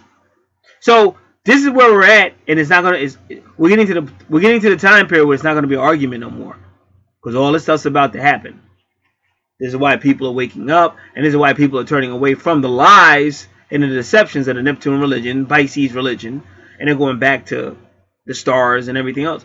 Because even in your holy scriptures, they say when the Messiah was born that it was a star that led them to the Messiah. So obviously he's telling you that this Messiah, which means Savior or salvation, is connected to the stars. And the scriptures tell you that over and over again. So all the lies are coming down and everything's coming down. So once again, I'm in Psalms 83. I just want to find a verse that says the wheel. That's verse 13. So now you're Ezekiel 28. And then let me see. And then I open up to Isaiah 28. So now I'm going to read Isaiah 28:28. Bread corn. And that's what I was reading. I was reading Isaiah 28. But did I say Ezekiel? I got to check that. Now I got to check out Ezekiel 28 too. Well, this is Isaiah 28:28. Bread corn is bruised because he will not ever be threshing it, nor break it with the wheel of his cart, nor bruise it with his horsemen. See, the horsemen, the wheel, that's everything that Honorable Elijah Muhammad told you. And then when you go to Revelation 18, you see it again. And it even says the word ships. It even says the word ships. And that beast of Revelation 13 is Leviathan, Psalms 104 verses 25 to 28. And that's Leviathan the beast coming with those ships. It even says it. So these are things that are going down, and of course people are going to try to act like you don't know what you're talking about, or you're crazy, or But where I come from, when I know I'm right, I just sit back and chill. I don't get all heated up, because it's going to come a time when all them stupid mouths are going to be silenced, and that's coming from above. Right now, this is Ezekiel. All right. So Ezekiel only has 26 verses. So I was reading Isaiah 28:28.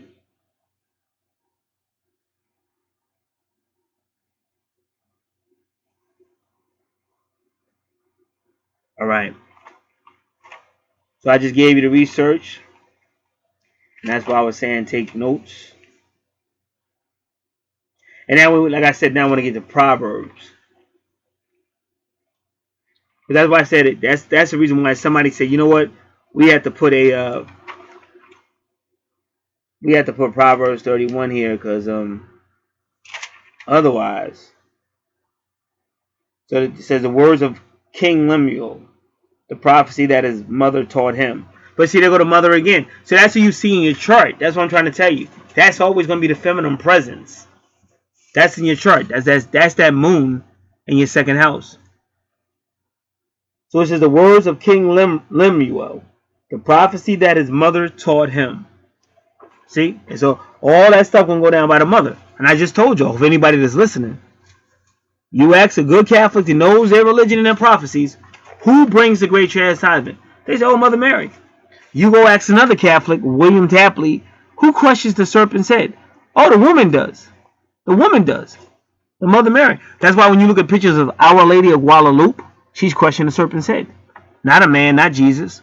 And if you go back to the early writings of the Bible, that it said the woman would crush the head, not the man. So it's been a lot of lies, a lot of things put in play, but those lies are being broken down. And like I said, if somebody was sitting here taking notes like they're supposed to, they'd be like, yo, he's proving everything he's talking about. But you're dealing with people that have been dumbed down, and all they want to know about is, oh, what about me? What about love? Oh, tell me. And that's all they care about. And that's why it doesn't really work. And they still cheat on it. They still cheat on everybody and doing all the kind of shit they shouldn't be doing anyway.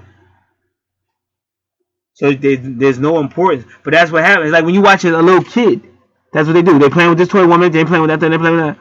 And every now and then, and it's usually a little girl, maybe a little boy sometime, but every now and then a little girl will keep one toy with her. But most kids, they jump on one toy, and they just don't want you to pick it up.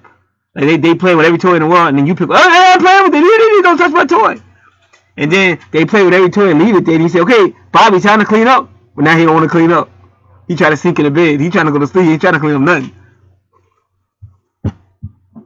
So some people don't grow up. They still kids. They big adults, but they still little kids. Alright? So now we're getting a background of your chart. And we just want to make sure we're checking out that we fully did your second house. We fully did your 12th house. Fully did your first house. I think that's where we still at. I just got to double check it one more time.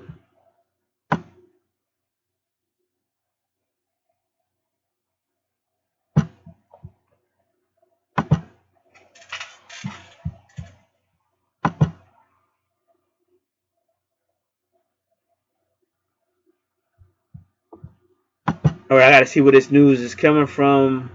A lot of women been getting shot up, man. A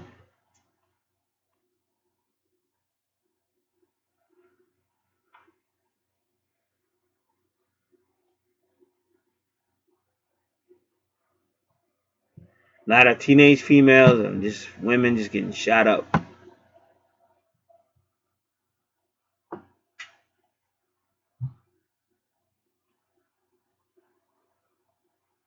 Mary Tyler Moore died 3 years ago today. That's another mystical person, is Mary Tyler Moore. Tyler or Taylor is a mystical name. And Mary and Moore, all mystical names.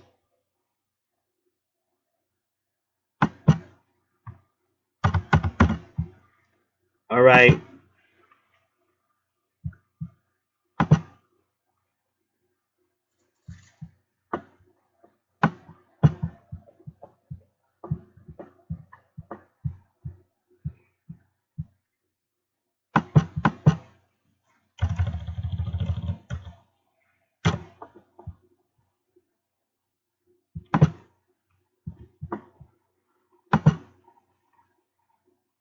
All right, so that's the second house.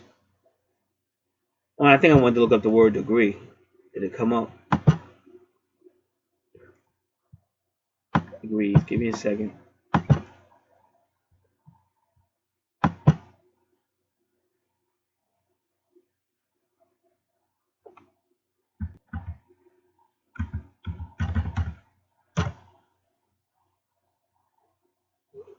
Degrees, people, things. Let's check this out.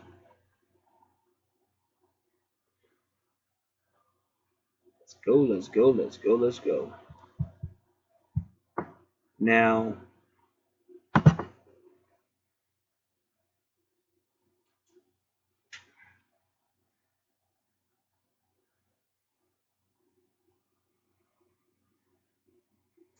right, well, I got it. We good.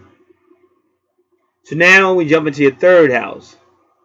Now, remember, your third house is all about kids, very young education, publishing, creativity, multitasking,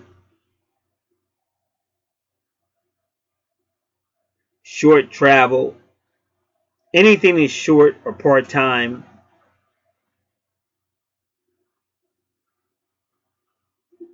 Not going too deep. But as you say, you don't see too much there in your third house. So to understand your third house, you would have to understand your Mercury. Mercury rules Gemini and Virgo.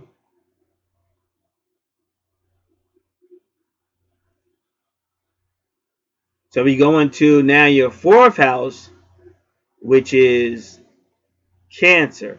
And you have Venus there, meaning loves. So you may find yourself in a relationship with a Cancer. Now Mercury's there too, because Mercury rules Gemini. And like I said, we're going by the time that you gave us. So now just to make sure you fully understand your fourth house. It's teenage to adult education. Land, property, real estate, family, and ancestors. Vehicles and travel. The person who raised you when you were young in a mother position, she'll be in your subconscious mind. That's Imom Coeli. And looking at it, it's love. And that's 818. See, 18 degrees is the moon card. So that's why I'm always telling you, whenever you see the moon on your chart, it's going to have some type of connection to your mother as well. But here it's looking like it was love. And then the number 8, if it's the tarot card 8, would either be Libra energy, and in this case it probably would be Libra energy, which is justice, because Venus rules Libra. But the tarot card number 8 could also be the strength card, the twin flame card, which is Leo, because some tarot decks have it that way. Some tarot decks say 8 strength Leo, 11 justice Libra, but then other ones say 8th justice Libra and 11 strength Leo. So usually if you look at the chart, you can tell which one it is.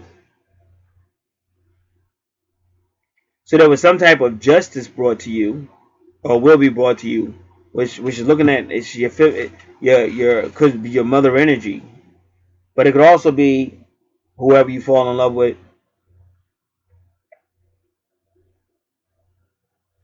And again, 18 is the moon card, and that's the same energy you see in your second house, because Venus is also finances, and Venus also rules Libra and Taurus. So it's kind of like you have a moon Venus energy around you that's going to make sure you have money.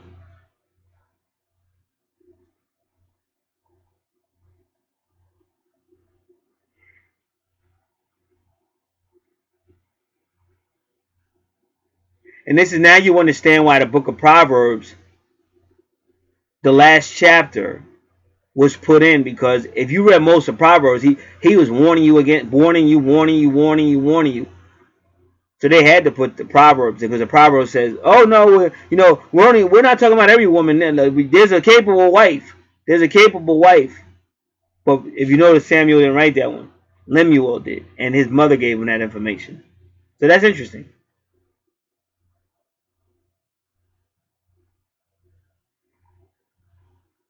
So now, once again, Mercury at 28 degrees. So that's what I was trying to look up before.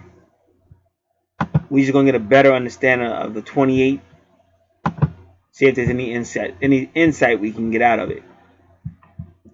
So yeah, let's see if there is a Mercury first. Let's see if they got a Mercury on here. If not, we're gonna have to do I guess Cancer.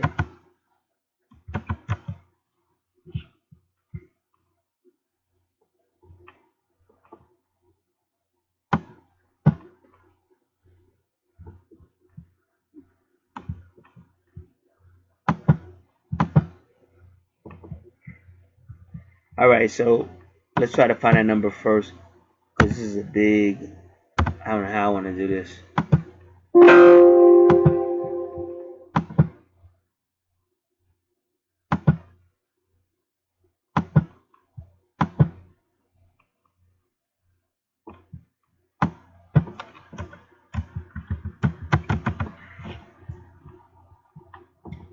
Like I said, just bear with me.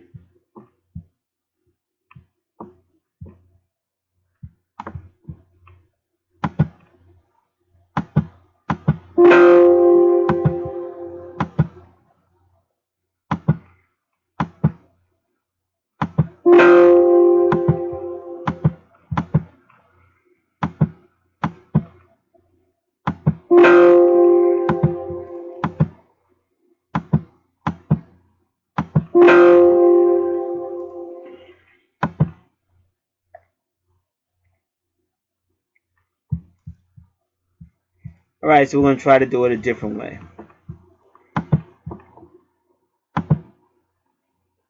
We're gonna try. We'll just see what it says. Cancer, 28 degrees.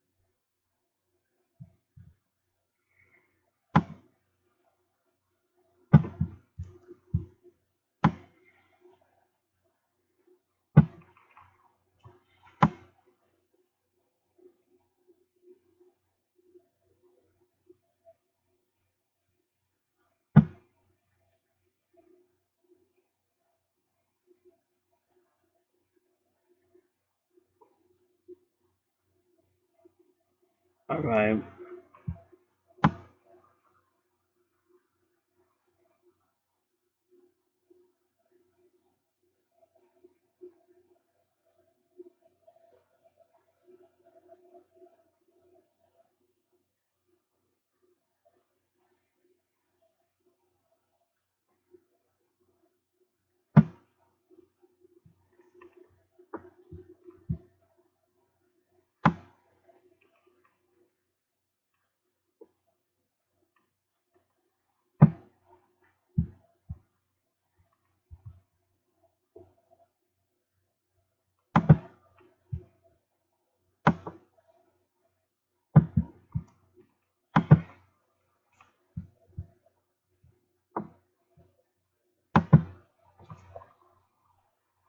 I'm just trying to find these degrees. Just hold up.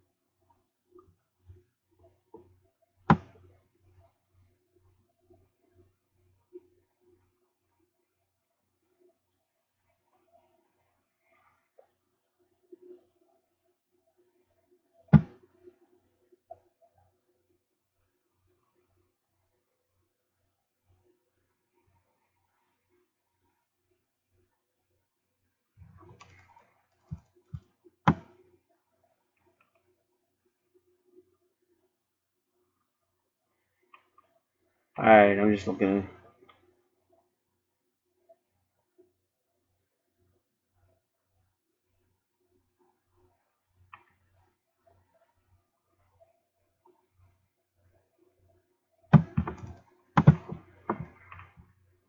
What is this?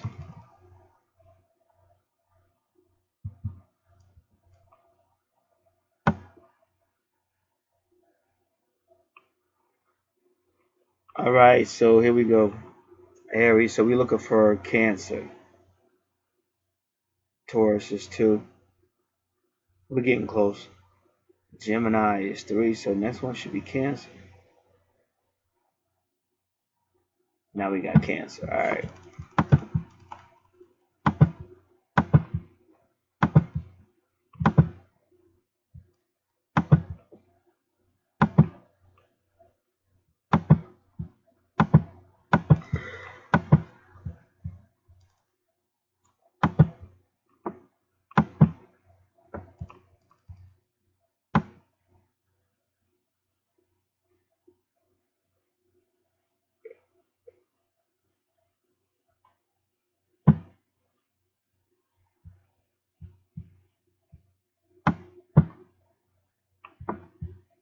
So it says 28 degrees Cancer.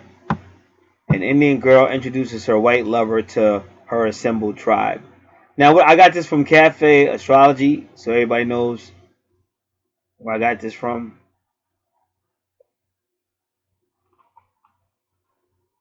And then it says 28 to 29 degrees Cancer, a Greek muse weighing newborn twins and golden scales. But see, now that's interesting. Twins and golden scales. Because if you know anything about the prophecies of God's people, that golden always comes up. And scales is always the twins, the balance. And then it says 29 degrees Cancer, a daughter of the American Revolution. But again, what are we talking about? Rebellion or everything. Think about everything I said. So you definitely see connections.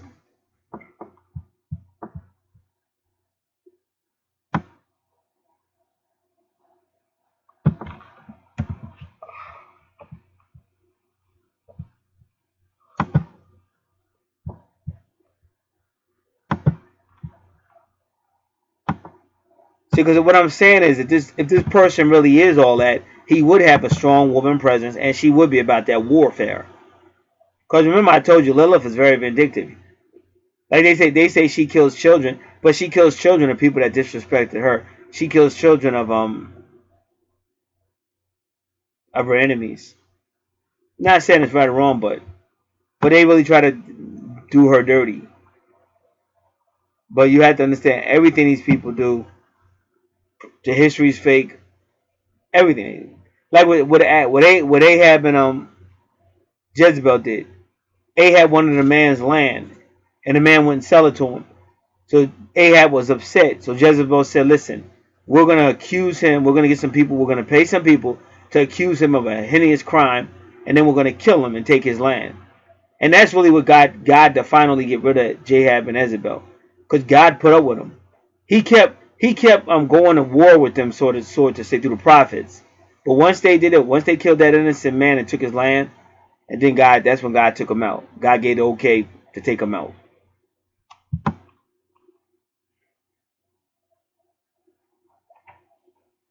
So a muse is any of the 9 sister goddesses in Greek mythology. See, you're still talking about the feminine goddess. See my point? That's why I say this is the difference.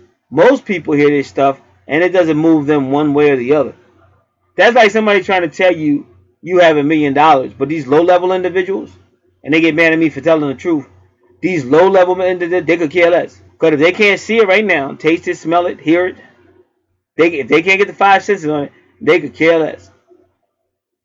So all that information goes in one ear and out the other, and they'll stay doing what they're doing. Like this dude, just to give an example, this dude is jailbound.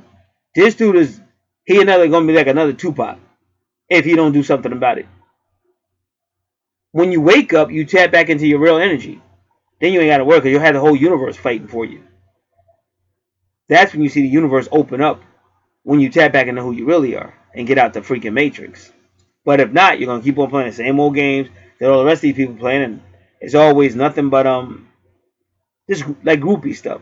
It's kind of like when you see a lot of ants gathered together, and some of them get wiped out, but the other ones just keep on moving like they just you just didn't see about 100 of y'all just get wiped out. And that's how this is done. Because that's when you're at a low vibrational, you'll just keep on doing the same thing over and over again, over and over again, over again. Like as many women that have been killed and stuff for reasons such, you would think we wouldn't see that much anymore, because people will wise up and say, okay, I can't do that. I better be careful. But no, they keep on.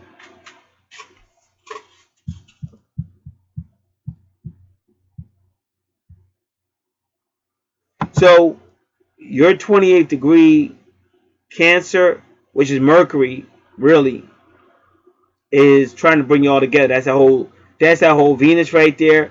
So this is the feminine energy that's trying to bring y'all together as well. And in that house. In your 4th house of family. And there's a chance that your mother may even talk to you about the female because of that. Now, really quick, I just want to look at 28 degrees Aries. I want to go back to your 12th house.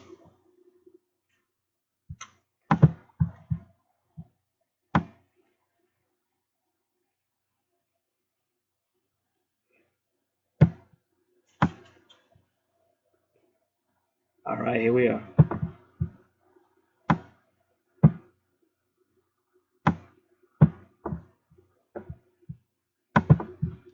"28 degrees Aries, a large audience confronts the performer who disappointed their expectations."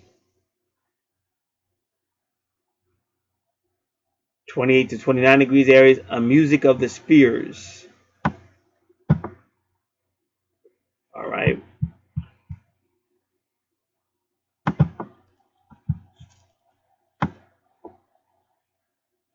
So your 4th house, a nice looking love is there.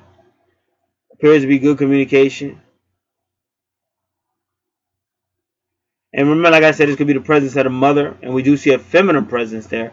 And it's kind of interesting because this person is talking to you about law. 28 degrees, 25 is law. 25 is law.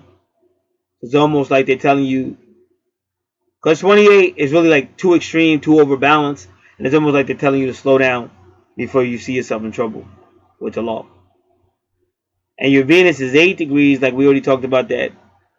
That pretty much would be See, scales are being mentioned 2 different times in your 4th house, because that's the second time we've heard scales in your 4th house.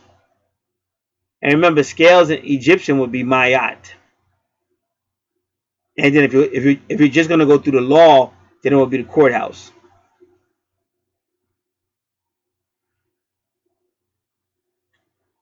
And then 18 degrees again is that mother energy, same energy you see in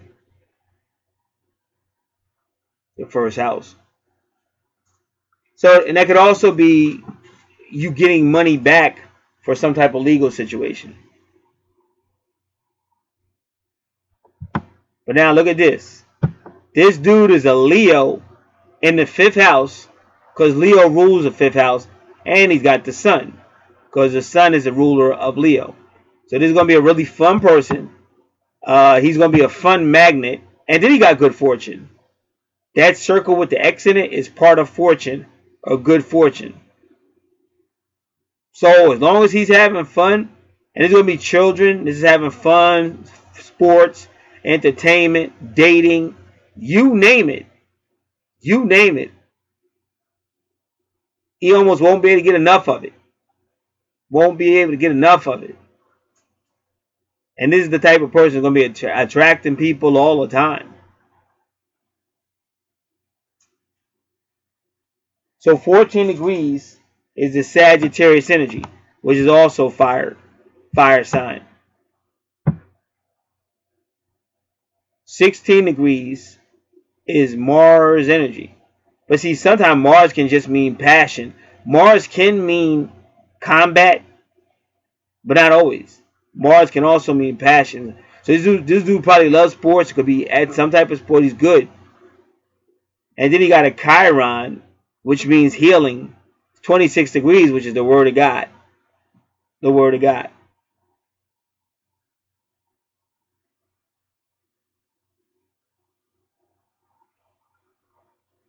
Because that's something King Solomon said. Enjoy your youth. Enjoy your youth. Just don't forget about God.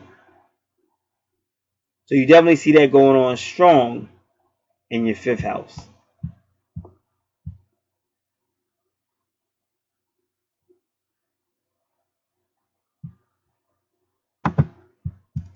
All right. Now going into your 6th house, which is all about the home, small children, small animals. Man, you got a lot of 28s, man. Small children, small animals, health, healing, daily activities, daily duties, co-workers, subordinates. But once again, Juno at 4 degrees. And you got Mars. So this person, again, that's a soldier. Like whenever you got Mars, this is like homeland. The 6th house is like homeland security, and you got Mars there. That's any type of official, whether it's a military person or a police officer. But once again, and she's there again. So when you see him and her, it's 2 of them. Because she's a warrior too. Like even if you saw a police, let's say you saw a police officer, him and his wife, or him and his girlfriend, or whatever. They're both police officers. Those are 2 warriors. You might not use the term warrior now, but that's what that is. Astrologically, it is what it is. Because they are ready for combat if necessary, but they're trying to keep the peace. That's why they call peace officers. But if you try to turn it up, you will see warriors coming at your ass, coming at your head if necessary.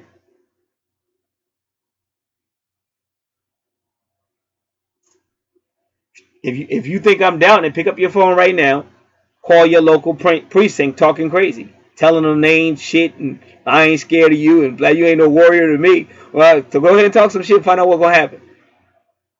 I say within 5-10 minutes at the latest, your shit gonna be surrounded and you gonna see everything. Probably gonna see SWAT teams, all kind of crazy shit, helicopters flying around your crib. So they're warriors, they're ready. Just don't cross that line. So 20, you got a lot of 28s on your chart. You got 8s on your chart. So your twin is of Aries energy as well. Because 4 is the emperor, but that's Aries energy. You say, well, it's the emperor. It could be a man. Yeah, it could be him, but it could also be her.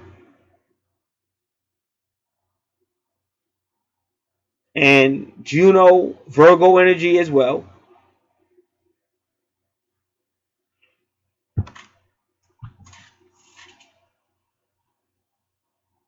And then you got the 11.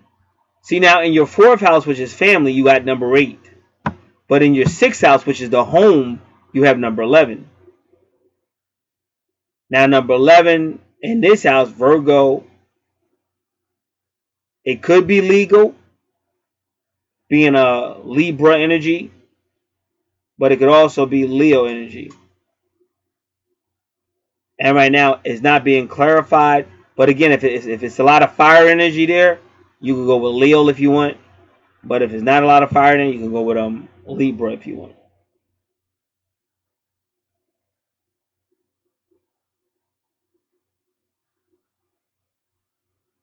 Four degrees is Aries energy again. You keep seeing Aries energy.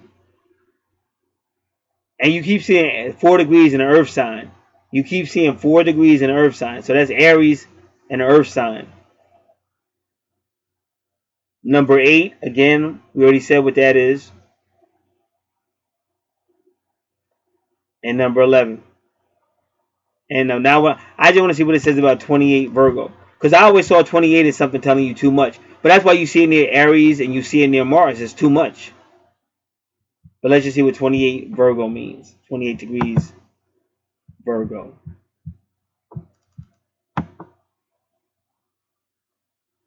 And Virgo comes before Libra.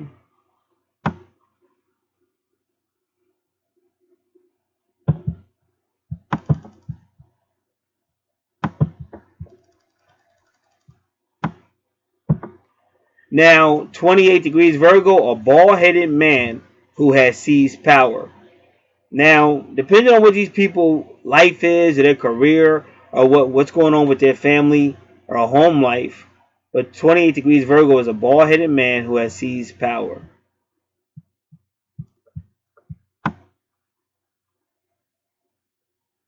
And sometimes it might just be something going on in the news.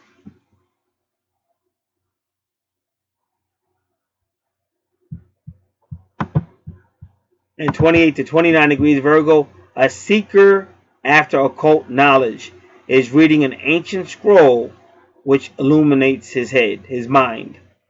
But that's healing, because that goes back to your 12th house. Remember, the 6th house and the 12th house oppose each other, but in opposing each other, they actually complement each other.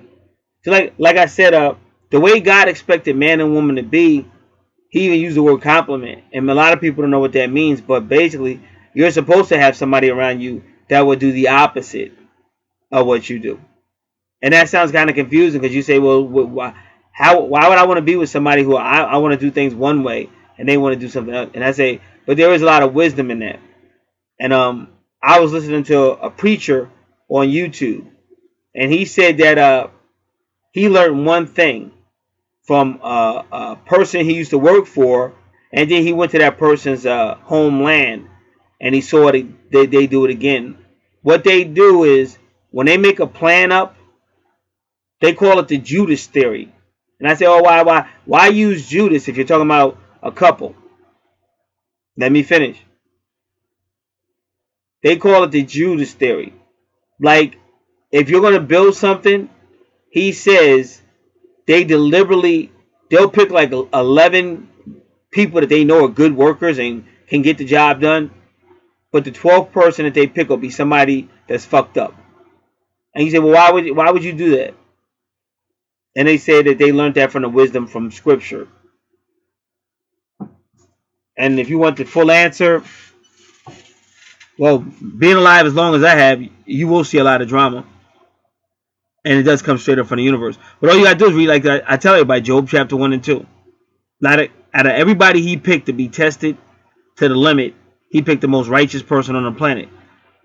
And then let the negative energy totally destroy everything. He couldn't kill a person, but he could do everything, make them sick and everything.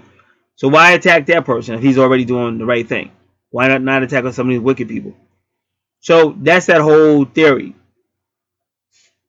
And one thing about it is, no matter how corrupt that Judas person will be, they're going to be surrounded by more righteous energy. So it may have a positive effect on that person, possibly. But that's what they do. So when you have somebody that's going to go against what you do or don't see it the way you do, it's interesting. But it also, God ain't going to let you love nobody more than him. Jealous God and everything. And that's also that feminine side of the divine, that jealousy.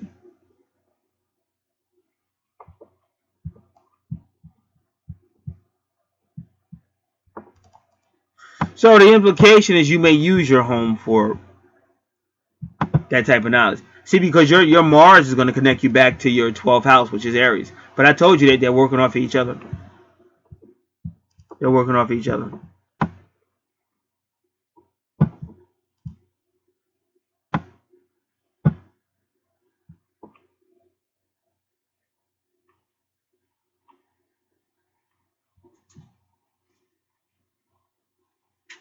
All right. Now we go to your 7th house of love. And if you got Jupiter in your 7th house, that's a good thing. It's meaning you're going to have money. And also the relationship is going to expand in a positive way. Because Jupiter also brings good fortune. And you could tell by your vertex cross. And then look at that, 1111. And I told you, anytime you see those double numbers, it's always you and your twin.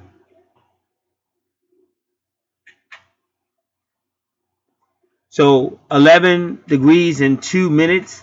That number 2 is the high priestess, which is all about twin flames and couples and soulmates. And whenever it's 11 in Libra, then that's going to be the justice card or Libra energy. And when you see the justice card in a love reading, that means it's due. You know, you deserve it. So the vertex is when it's a soulmate cross, but it's also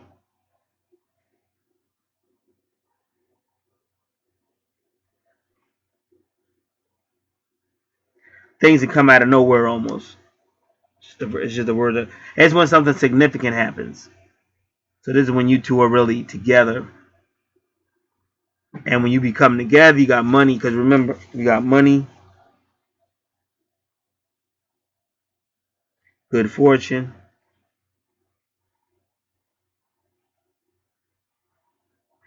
Now in your 8th house is all about mysteries, sex, the supernatural, higher sciences, hidden knowledge, psychic stuff.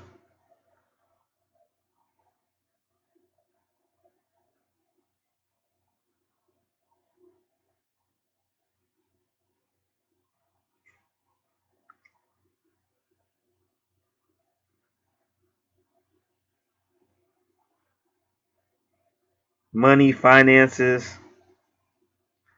sex, mysteries, animalistic behavior, creepy crawlies, death and rebirth, regeneration,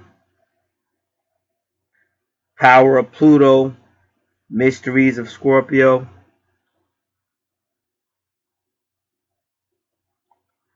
Now you get the free report, and I tell you, make sure you really understand your 8th house.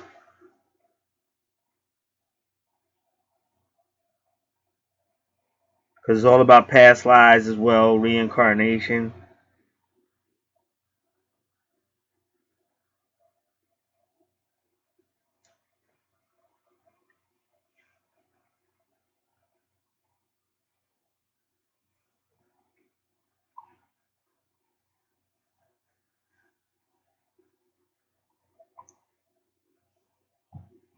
Debt, DEPT, money you owe, taxes, shared resources, other people's money. This is all coming out your 8th house, and that's why you really have to know it and understand it. Especially because of that Pluto retrograde. Because that Pluto retrograde means something significant is going to be taken away from you in a very intense moment.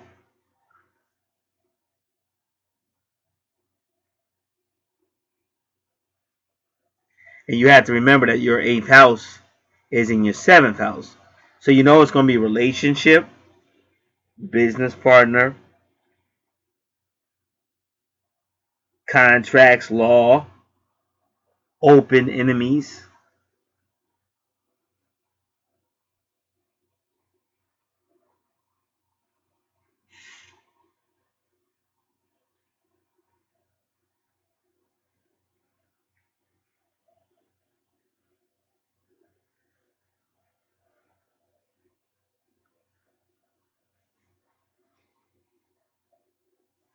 So that's why you got to really know that.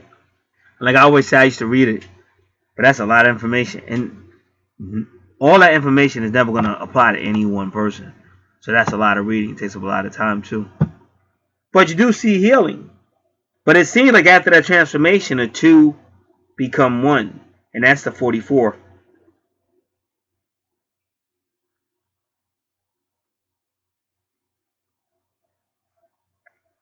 Because 44 is healing. But it's only after that great transformation.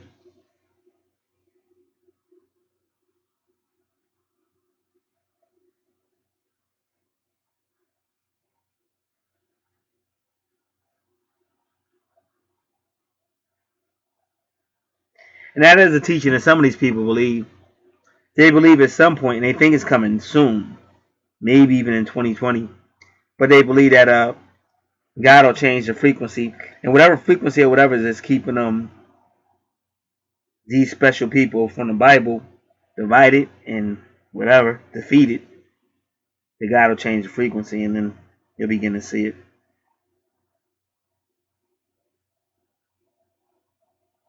Unity and people staying together and people remembering who they are. Because anybody that's really in it, like there's a woman out here, and she's not a black woman. Her name is Caroline Condolini. You can check Caroline Condolini, and she talks about it. She's not black, but she talks about the Hebrews. She talks about all of it. The twin flames coming back together.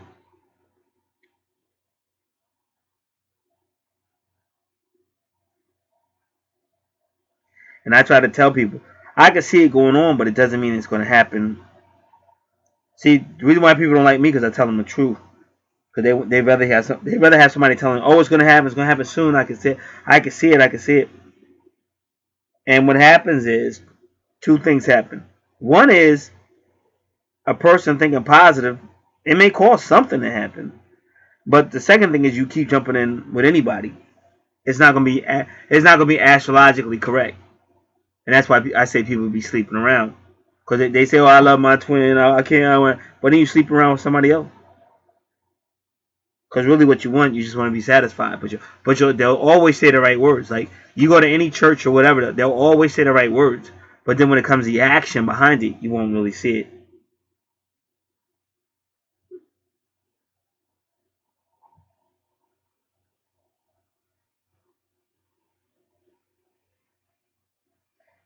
So now when your ninth house is all about your higher self. It's long distance travel. It's religion. It's philosophy. It's higher education. It's higher law, higher courthouses, in-laws. And that's your true north node at 9 degrees. Now 9 is the Virgo energy again. And that is the Hermit card. And this is the person that has his own light, his own information. But the Hermit will go out in public. Whereas the Hangman, number 12 energy, he won't come out in public. He wants to just believe what he wants to and doesn't want to mix, doesn't want to be around the people, don't want the people around him. So the Hermit won't come out, but Virgo will. But the Hangman won't come out. Number 12 is the Hangman. He won't come out. But the Hermit, number 9, the Virgo energy, he will come out. And the Hangman is Neptune energy.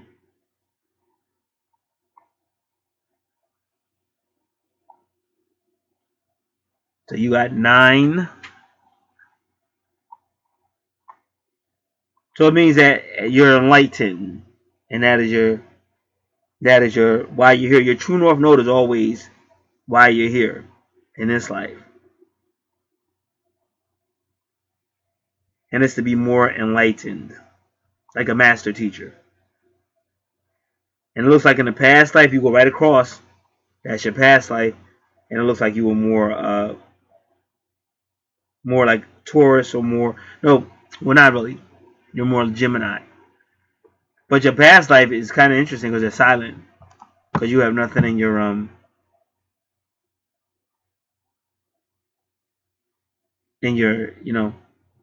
and when you see that like that, because remember that means short time, short span, and that means you might have had a short life. Because around you, a lot of energy around you is warrior or soldier or stuff like that.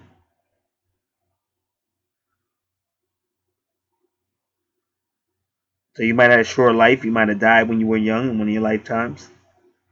Because that third house is all about short stuff and real young children.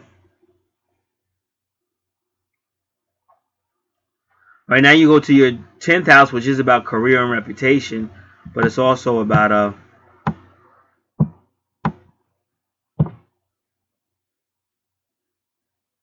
karma. And that medium coeli, that really works with your true north node.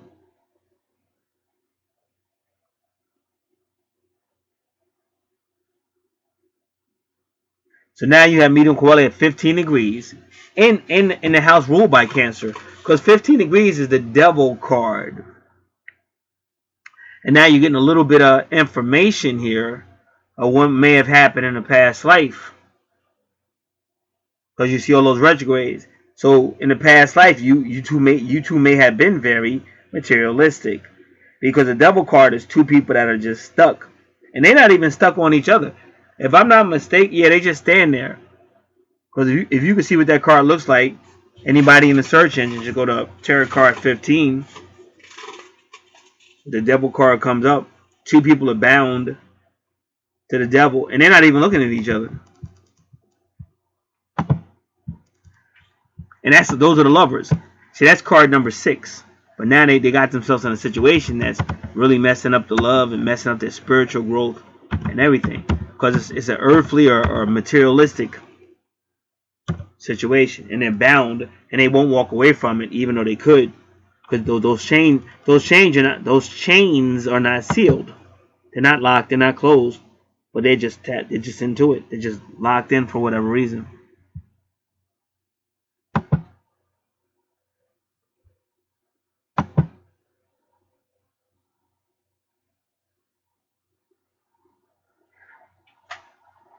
And that's why I said they're just standing. They're just really just standing there. They're bound, and they could just walk out if they wanted to, because of chain.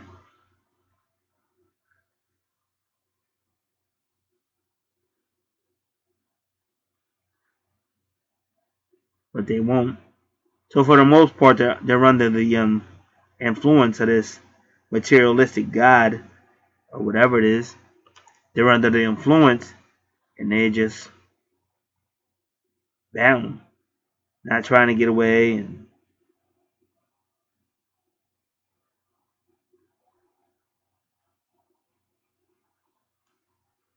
almost like zombies. Now,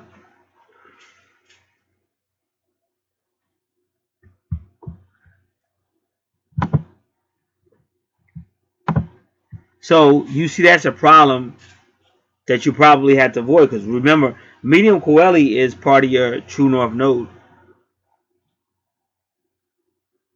So you have to, if that's a problem in its life, you got to overcome it. And that's why in this life they make you feel like if you got money, that's all you need, and blah blah blah. But according to your natal chart, you got to get that type of balance going on. And see, the next is 15 degrees 11 minutes. But what did I say about number 11?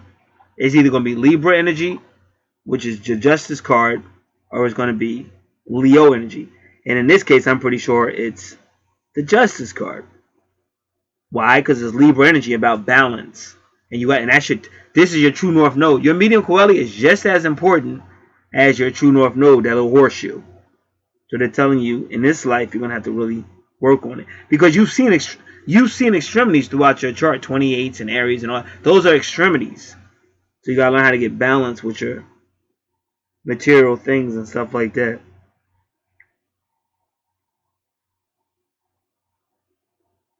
And now this is all going on in your 10th house of career and reputation, but it's also a karmic house.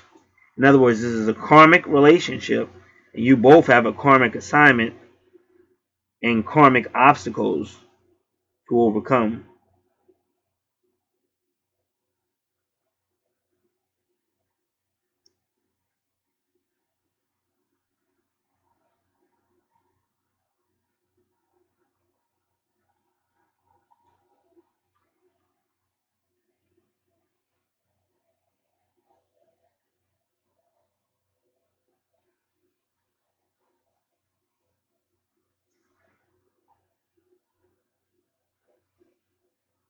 All right.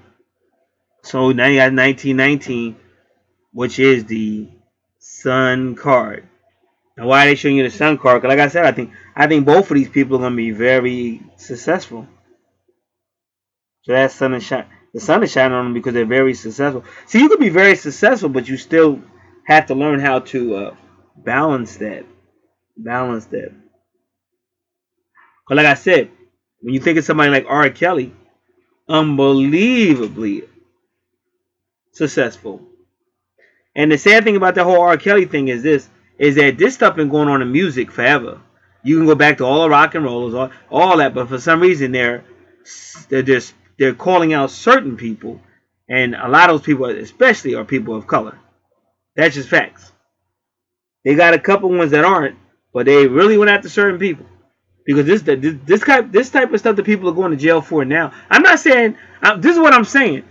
If you're locking them up, you should have been locking people all the way back up when they was doing it 40, 50, 60 years ago. That's all I'm saying.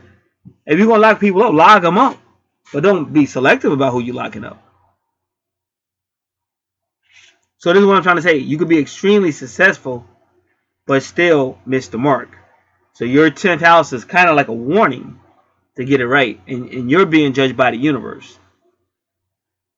Anybody that's really a person of God.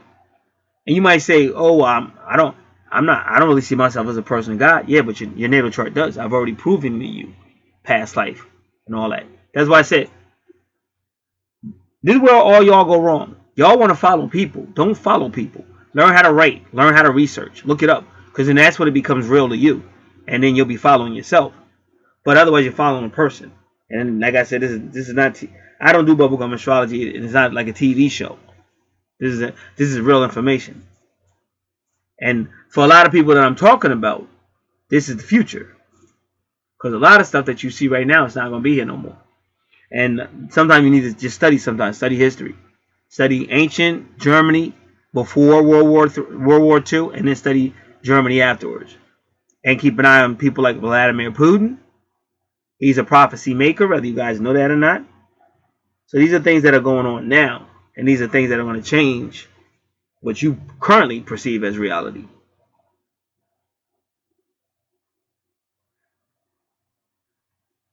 So now,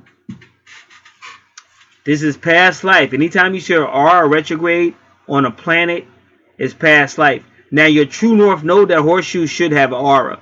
That's really the only thing on your chart that should have an aura. Anything else with an aura on your chart means it needs to be investigated because there's some type of past life or karmic message attached with it.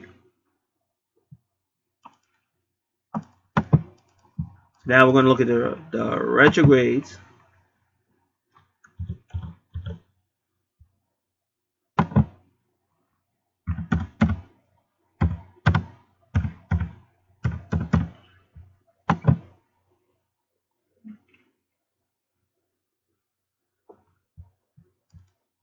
All right.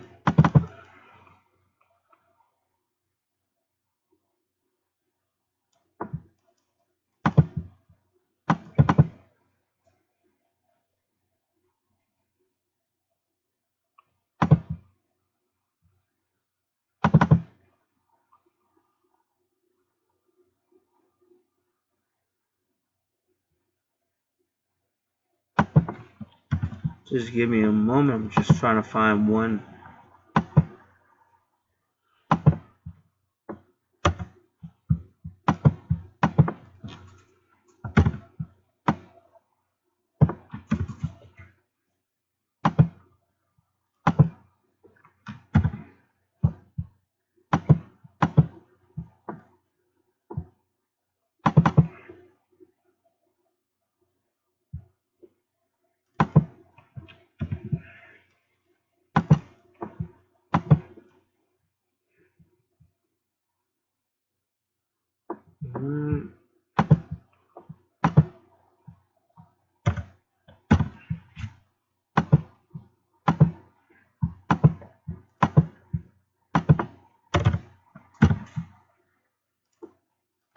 So now we're going to do Neptune retrograde.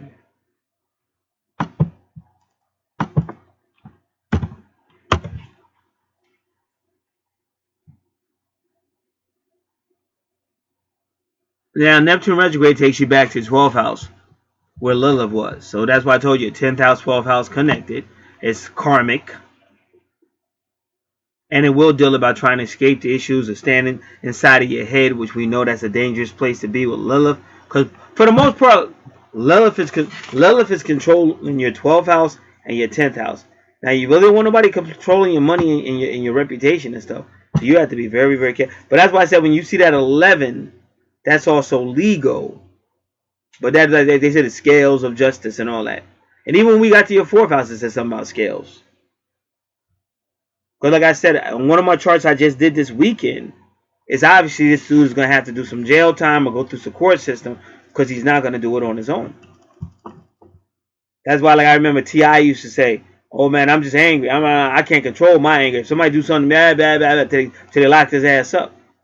Till they locked his ass up. He was supposed to do a long time in jail and somehow he got out. And then he said, I thought I couldn't control my anger, but now I realize I can. Yeah, you change. You stop talking all that crazy talk when you realize these people are not playing.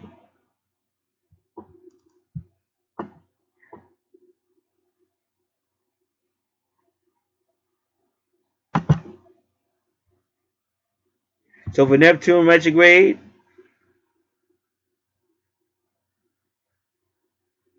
this is a person who escapes reality. So and then remember, this is your 10th house of career and stuff like that. So you also got to make sure you're focusing on that. So you don't escape reality regarding a career or income, however you're going to do it.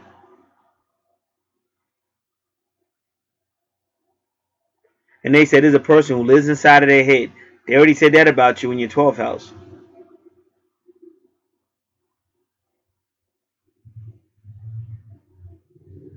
And they said even if you're working at a job, sitting at a desk or working on a job, you'll still be inside of your head. You'll be in dream. They say daydream land.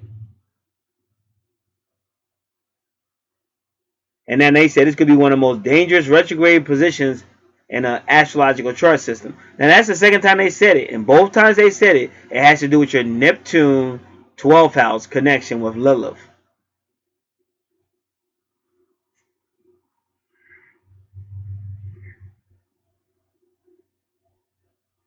So they say if not careful, it'll take over your what's going on inside of your head will begin to take over what you do or what's going on outside.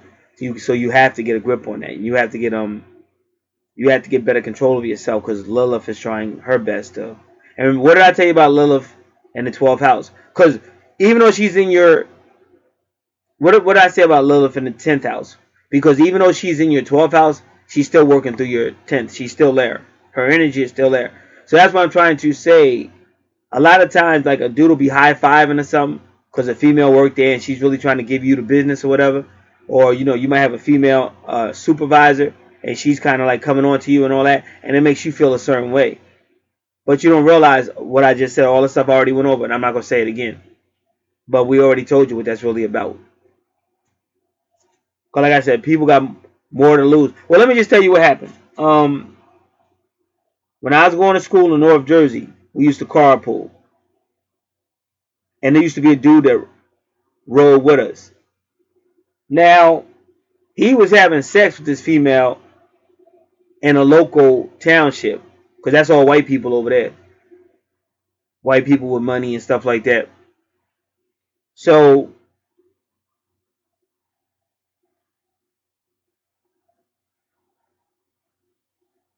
he's having an affair with this female, white female. He's a black dude.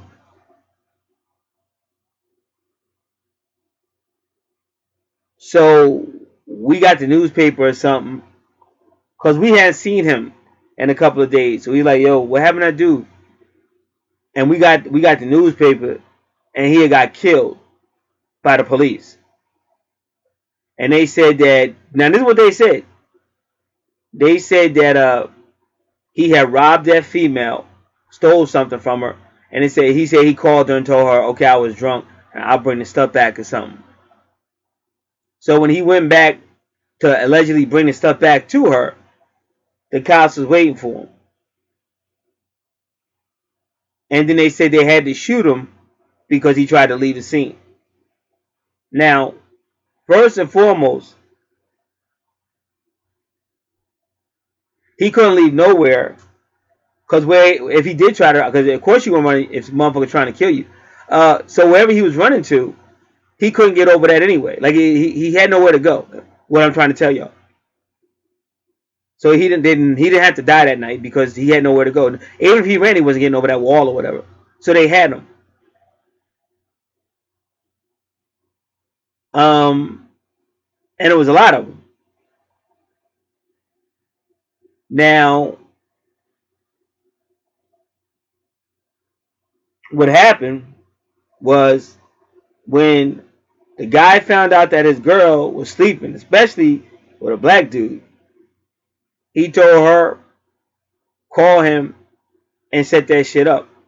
So the moment he came up in there, wherever he came in that area, they was already there. And they could he didn't do anything illegal. See my point? So that's Lilith retrograde, is what I'm trying to tell you. And I know how men are. Because if they think with the wrong head, they just get stuck. It's like when you watch them females when the Beatles used to perform, and them females would be screaming so loud, and they would knock themselves out. Like if you watch when the Beatles came out, and they'd be like, and them females would just pass out, like they would knock themselves out. And that's how men get when they're thinking with the wrong head. And that's why the book of Proverbs is all about warning you that you're running to your own death. And that book is so accurate, people get mad because they don't want you to tell the truth. But that book is so accurate, he'd be like, this is in the book of Proverbs, I'm just going to paraphrase it. He's like, when you go outside your door and there be a female standing out there and shit, Solomon say, don't follow her, don't pursue her, don't go after her. And he's trying to tell you, she's setting you up, she's setting you up. But that shit happen all the fucking time. So it is what it is. So you got that strong on your chart. And it doesn't necessarily have to be a female, it could be anything. Like I said with Nick Cannon, what brought him down wasn't Slim Shady, and what brought him down was another woman. It was what Orlando Brown exposed about him. Because I'm sure a lot of people are gonna look at him differently. Even because he's got a lot of people that he employs. So of course they gotta look at him like, hey, how you doing? Because they don't want to mess the money up. But ain't nobody really gonna be trying to rep him and stuff like that. Very, very rare. And again, you always have people that are gonna believe it. Some people ain't gonna believe it, and on and on and on.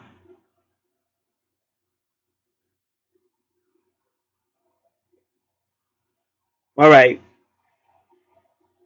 So that's what you got going on. And again, this is going to be affecting your career and your reputation. So what I'm saying, everything that happens, no matter how dark it is, because your chart got a lot of Scorpio, a lot of 12th house, a lot of Pluto, a lot of Lilith. So that's somebody in the secrets. A lot of Neptune retrograde. That's somebody in the secrets. So this person think, we can get away with it because ain't nobody gonna know. But it still get found out. And I'm sure if Nick Cannon could go back to when he dissed them and what he said about him and the chauffeur or whatever, he wouldn't say it if he knew Orlando Brown was going to come out and say, look who's talking. So it's stuff that's in the dark, and for some humans do that. They forget. Like people that live in glass houses, they throw stones. And you should, if you know you got some dirt on you or something, you shouldn't be talking about shit. Nobody. Let it slide and hope that shit about you don't come out. But you got these crazy people. I guess it's their ego or something, or they really think they can get away with it. And then it come out, and then like I said, once it come out, people never gonna look at you the same. Y'all remember that sports announcer a long time ago used to dress up like a woman and stuff, and then got found out about him? But he was still a sports announcer though. But it was never the same because people saw him because he was a sports announcer, so people saw him as some type of masculine person and all that. So when that came out that he was cross-dressing all kind of crazy shit, it was like crazy. And then you like the guy that ran FBI, same dude. You know, everybody when they found out that this dude, they was like, what the heck? How can you be running the most masculine organization almost on the planet? So it is what it is. It's just that when it gets found out, it is going to affect your legacy, your reputation, and stuff like that. But people still function though. They still function. And Lilith is like that. Lilith can go both ways. A lot of people don't know that, but she can. And she likes it. Like if you got Lilith in Aquarius, and maybe that's why I see a lot of Aquarius, I don't know. But if you got Lilith in Aquarius, she's like that. And she really don't even care if you know. Because she likes to push the buttons. Alright, so here we go.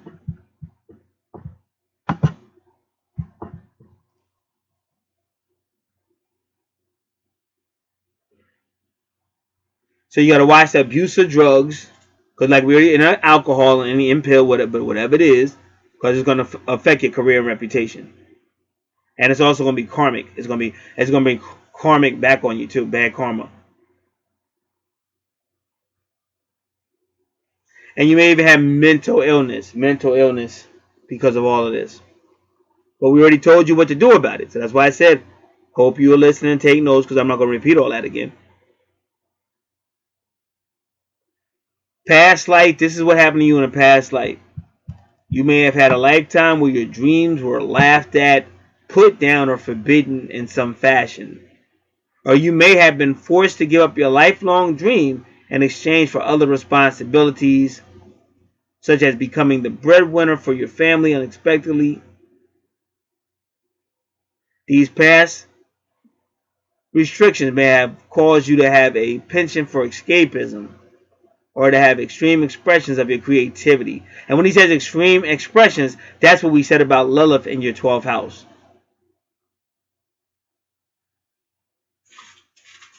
Now, one of these possibilities, if you were a military person in a past life, you would have given up a lot. Because we kind of still see that on your chart. So now, to get past that, you got to... we already told you what to do to get past it.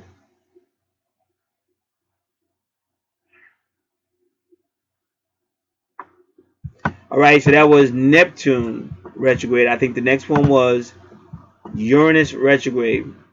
So that's your Aquarius energy again. See my point? So you definitely got a Lilith Aquarius thing going on too.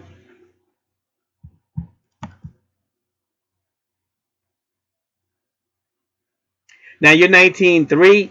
That 3 would be the Empress card. That's kind of, I'm sorry, sir. And that's right where, oh man, that's kind of crazy. See, I be trying to tell you that people that do these charts, they know what they doing. You know, and they got senses of humor and shit. Cause right where your crown is, that Neptune, but it's implying that this guy's in his own little realm. And then where they put your crown, they put the Empress. So that's Venus energy, and she's all about growing and stuff. She'll cultivate the earth and stuff, but she's also like helping little children and stuff to grow or whatever. And so then you're 19. Then the next 19 is Uranus retrograde. We're about to do that one, and it's 9, or 9 is like I said, the Hermit. So whenever you see 9, even at your true north node, that 9 is that Virgo energy again, the Hermit. And when we go back to your Virgo, we see Juno. See, that's how you know that the person you're going to be in a serious relationship with is going to have a strong Virgo energy. So that's you and her. Y'all still ruling. And if you got secrets, should you tell her? Well, that's between you and her. But see, I'm a survivor. So I'm a survivor. See, everybody don't think like me. Everybody, they just, like, that's why when I see, y'all got to understand, like, when you talk about Ice-T, see, Ice-T, one of the closest people to Ice-T is, Doc. And I think that video I made public. But I did another video before this one about,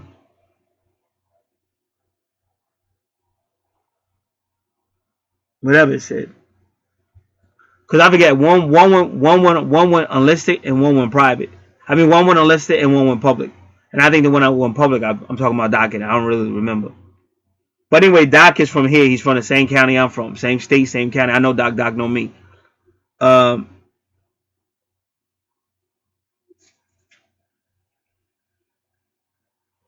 now Uranus retrograde, I'm pretty sure that's the revolution. That's the military one. And that's one of the reasons why you're probably, you know, whatever energies you have in this life, but it has to be with what you were going on in your past life.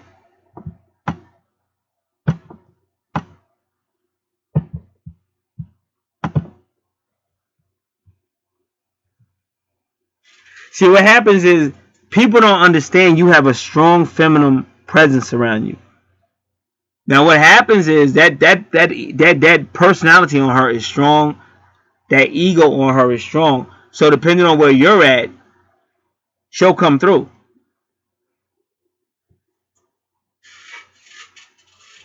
And like 12 represents religion. Like I told, it could be the church. That's why I don't know if you ever listened to the Hebrew Israelites, the GMSs, and they be on the corner. And if you listen to what they be saying a lot of you men, y'all going to them churches and y'all ain't men no more. He said them churches feminize men and stuff like that. But you see it, like even on the chart, you see it. And I try to explain it because most people just get caught up. Like a chart like this one, it can be very difficult because this is a person who lived many lifetimes, and the way everything is designed is it's all up in the head. And I already told you how to, you can do whatever you want. But I already told you if you did want to, I already gave you, that's why I said take notes and stuff like that. But you have to really, instead of hiding stuff, you got to bring it out. You got to deal with it, and you got to move forward and make goals. And like anybody could fall and get back up if that's what they want. But some people may, if that's what they want, they do whatever they want. All right. So when you got Uranus retrograde, again, this is the thing that comes out of nowhere, surprises. A person quiet one moment, they'll be all talkative the next. A person all talkative one moment, they be all quiet the next. This is how somebody might say, well, he's weird, he's bipolar, and stuff like this. And you got to remember, this is your job location. Because like I said, it's not easy nowadays to keep a job, and especially, depending on who you around and all kind of stuff, you got to be real careful. But you don't want to go up in there and have people saying, oh, he's weird, or he's bipolar. So you gotta kind of have a grip. And that's why I said even learn how to spy, because I know one female was offended. I didn't even know why the heck she was offended. So you gotta just acknowledge people when you say, hey, how you doing, or whatever. Keep it moving, and try to just minimize anything that could cause termination, and hope it works out for you.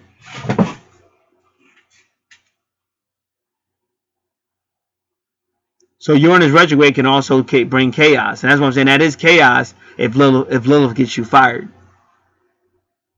Because see that in the Bible they gave you Potiphar's wife. Now here's a woman that saw Joseph was a good man, and even though Joseph worked for her husband, who was a real boss, she's trying to get Joseph to have sex with her. So he's a man of God, and he don't want to mess up his job, and he respects her husband. He respects her husband more than she do. So she don't care about none of that. So she gives him an ultimatum. Either you want to sleep with me, or I'm going to tell these people you raped me. Now, unfortunately, stuff like this happens in real life. And these are the same people that I keep telling you. They will swear on 12 billion Bibles. These people will put their hands on 12 billion Bibles and say, I swear before God that this is what really happened. And then when you say to them, you realize that if we find that you're lying, that you're going to be burning in hell forever. Not only are we going to convict you and throw you in jail for the rest of your life, but then when you die, you're going to be burning in hell forever. I'm not lying, I swear. And they'll keep on lying, even though you just said to them what's going to happen to them. They'll keep on lying anyway. So then when the investigation goes, the trial goes, and all the truth comes out, and it finds out this person was lying through their teeth, only when that hammer comes down and they realize that they really are getting ready to go to jail for the rest of their life, and then from there they're going to be burning in hell for the rest of their life. Now they're crying. But they're crying for the wrong reason. Now they're crying because now I don't want to go to jail. I don't want to burn in hell. But you had the opportunity not to get caught up in that.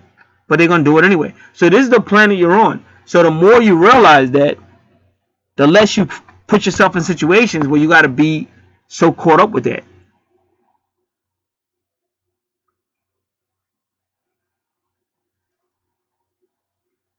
So with a Uranus retrograde, a person's wilder side will come out and all that. And that's why I said, that's why you got all that stuff with Neptune retrograde and all the numerology, everything I said. It's that extreme variations are opposite in your personality. See what I'm saying? It's all there. That's why I said, for anybody that's really listening, and if you taking notes and not just sitting there like some type of zombie or whatever, you can't mess with this. This is expert. This is expertise is best. It's just the way it is. And I'm not just talking about me. It's just the correct way to do shit. You can't just make it up. People do whatever they do, just like marketing. They do whatever they can to just make a lot of money. And then they're not really doing it the right way. And people say, oh, well, he's got way more numbers than you. Yeah, who cares? It still ain't right. And all these people that are doing this, you're going to have to answer to these people. These people that really put these charts together, and these people, you're going to have to answer those people.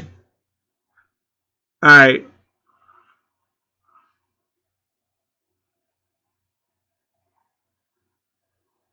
So your past life,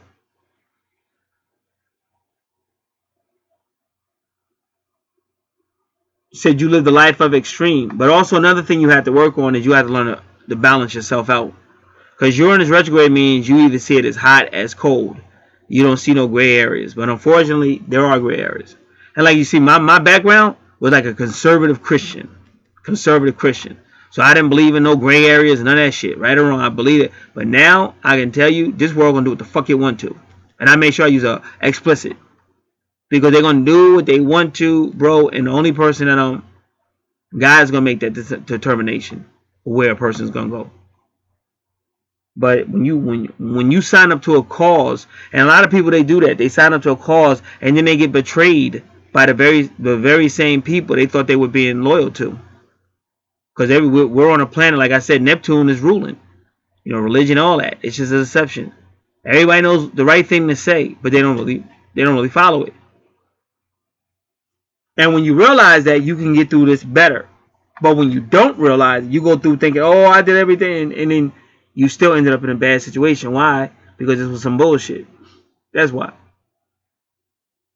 Some bullshit. Just like my man Joseph was working. Joseph was doing everything he was supposed to. Here comes some female on some immoral, whatever you want to call it. And now he's back in jail again. I think that was the second time Joseph went to jail. Well, the first time his brothers threw him in a well somewhere. Came out, I think one time he went to Egypt, they threw him in jail for a little bit, I think. Then they got him out, and then I think they threw him in again, I think. I just remember him being bound at least two times. At least two, maybe three.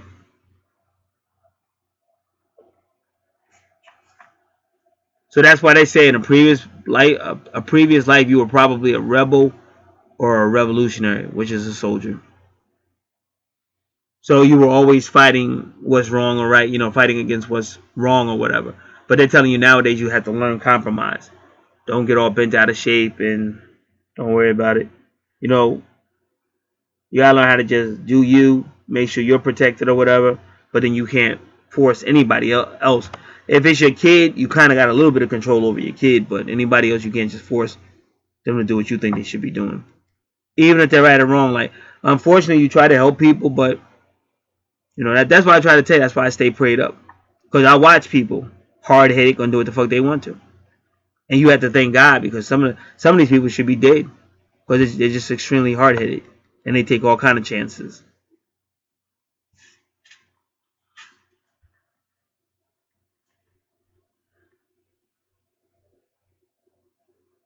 So you have to learn compromise, live and let live.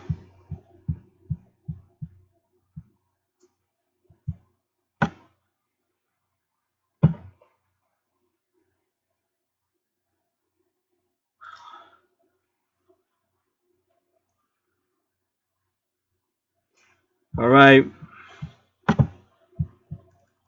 Jumping over to, which looks like, let me make sure.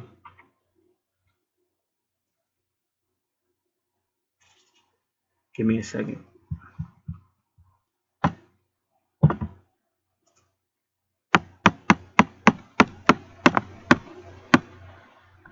So ironically, the way they did it at your 10th house, see how they did it?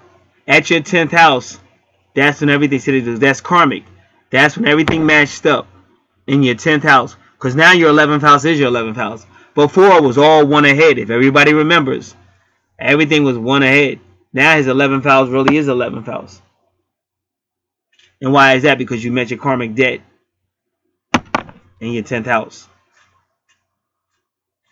And that number 11 is judgment or justice. Justice. So now your 11th house, once again, is all about friends, people, charity, organizations. And you got to be careful, because Saturn retrograde can be very abusive.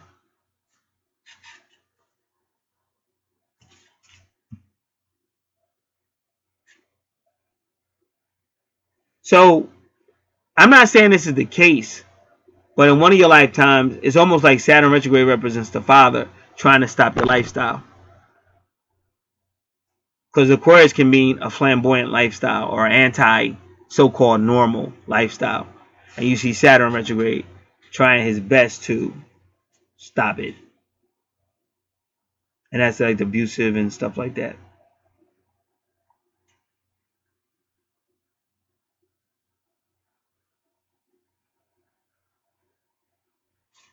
And that's why you got all that stuff in the... Because I told you all that stuff going on inside of your chart was past lives. And now you can kind of see it. Now it kind of starts to make sense. And that's why it's going right between Aries and your family, your 4th house. And that's why it didn't go into Pisces. Because I was wondering why that arrow didn't go to the cuffs or the border. Why did it go right there? Now I know why.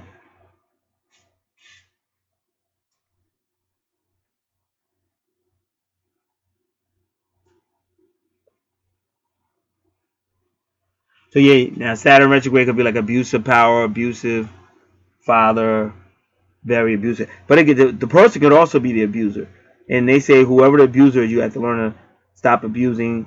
And also you got to learn how to get healing if you're the one being abused. So now the 12th house finally.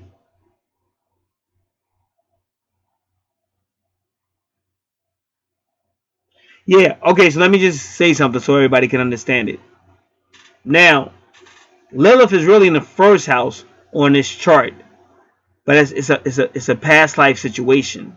And when I first started, I told you it's a 12th house, but it's still a 1st house. Because he's on 2 lifetimes, 2 time frames. So whatever I said about Lilith in the 12th, even though it is in the 1st, but because of the way this chart is, it's still 12. It still stands. But now we are in the 12th house. We're officially in the 12th house with Pisces. And again, we already know what your 12th house is about. We already went over all that. But now there's going to be karma, endings, religion, belief systems. And now you have see that your 9 degrees is following you. And I noticed that I wasn't going to comment on it, but I keep seeing it.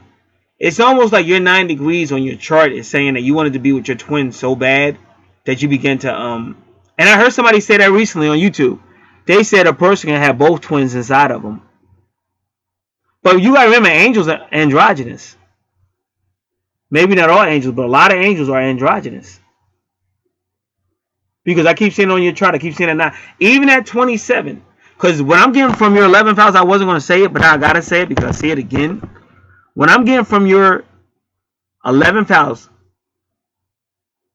the anger of this man, Saturn retrograde, the abuser, he's almost trying to beat out of that. He's trying to beat you out of your Aquarius.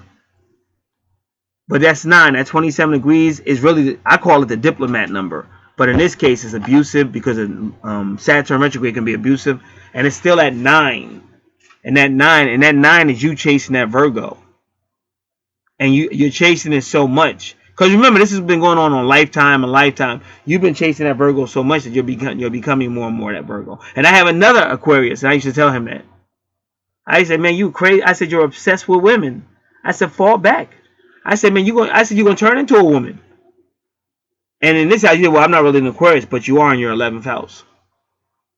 But that's what I'm saying. And then you see it again in the 12th house. They're going 9 again with Vesta. But what is Vesta known for? She's a female priestess that got raped. So whatever happened here with this Saturn retrograde, because this is the weirdness I'm trying to tell you all about. If that theory is correct, then sometimes if you're moving like a female and acting like a female, you'll have somebody like a person who'll try to take advantage of that.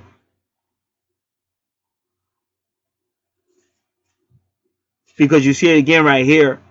Here's spirituality, Pisces, and all that. And 9 degrees again with Vesta. Because Vesta and Virgo work together. Remember that.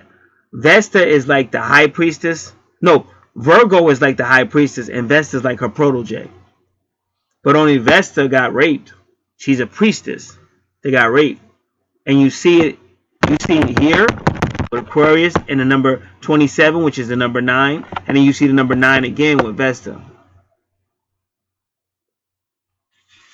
And then 5 degrees, again, is Palace. But 5 degrees is that Taurus energy. And that's like the Hierophant or the Pope. And now here you see kind of like a soulmate situation. But then you also see like a, because it's Vesta, like an abusive situation. And then 20 degrees is the Judgment. And that's Pluto energy. And as soon as you find your Pluto, you see 22 again, which is the twin flame number.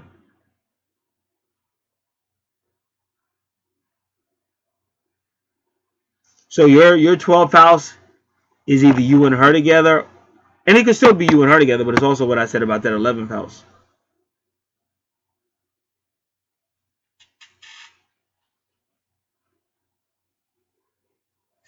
And you see what they did. I told you won 2 times. You look at your chart. They made your 11th house, and that's what I'm pointing at everybody, saying, yeah, I can see it, right? And then when you go, this is your 12th house, but they don't even give it a number. And then they made your 12th house really your first. They just totally left your, which I've never seen no shit like that. I don't think anybody ever seen that before, where they just don't count. They just totally don't count a house. I ain't never seen no shit like that. But that's all them secrets and all that shit, trying to hide your subconscious mind and all that from people. See, they kind of like I can see the jokes that they're doing.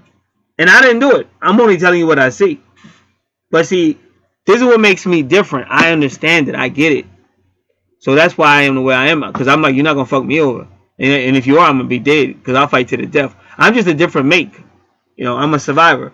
It is just a different thing. So everybody's got the same skill, though. But some people don't want to use it. Because a lot of people just want the easy way out. Like I said, before we get out of here, we're going to do the 5 senses.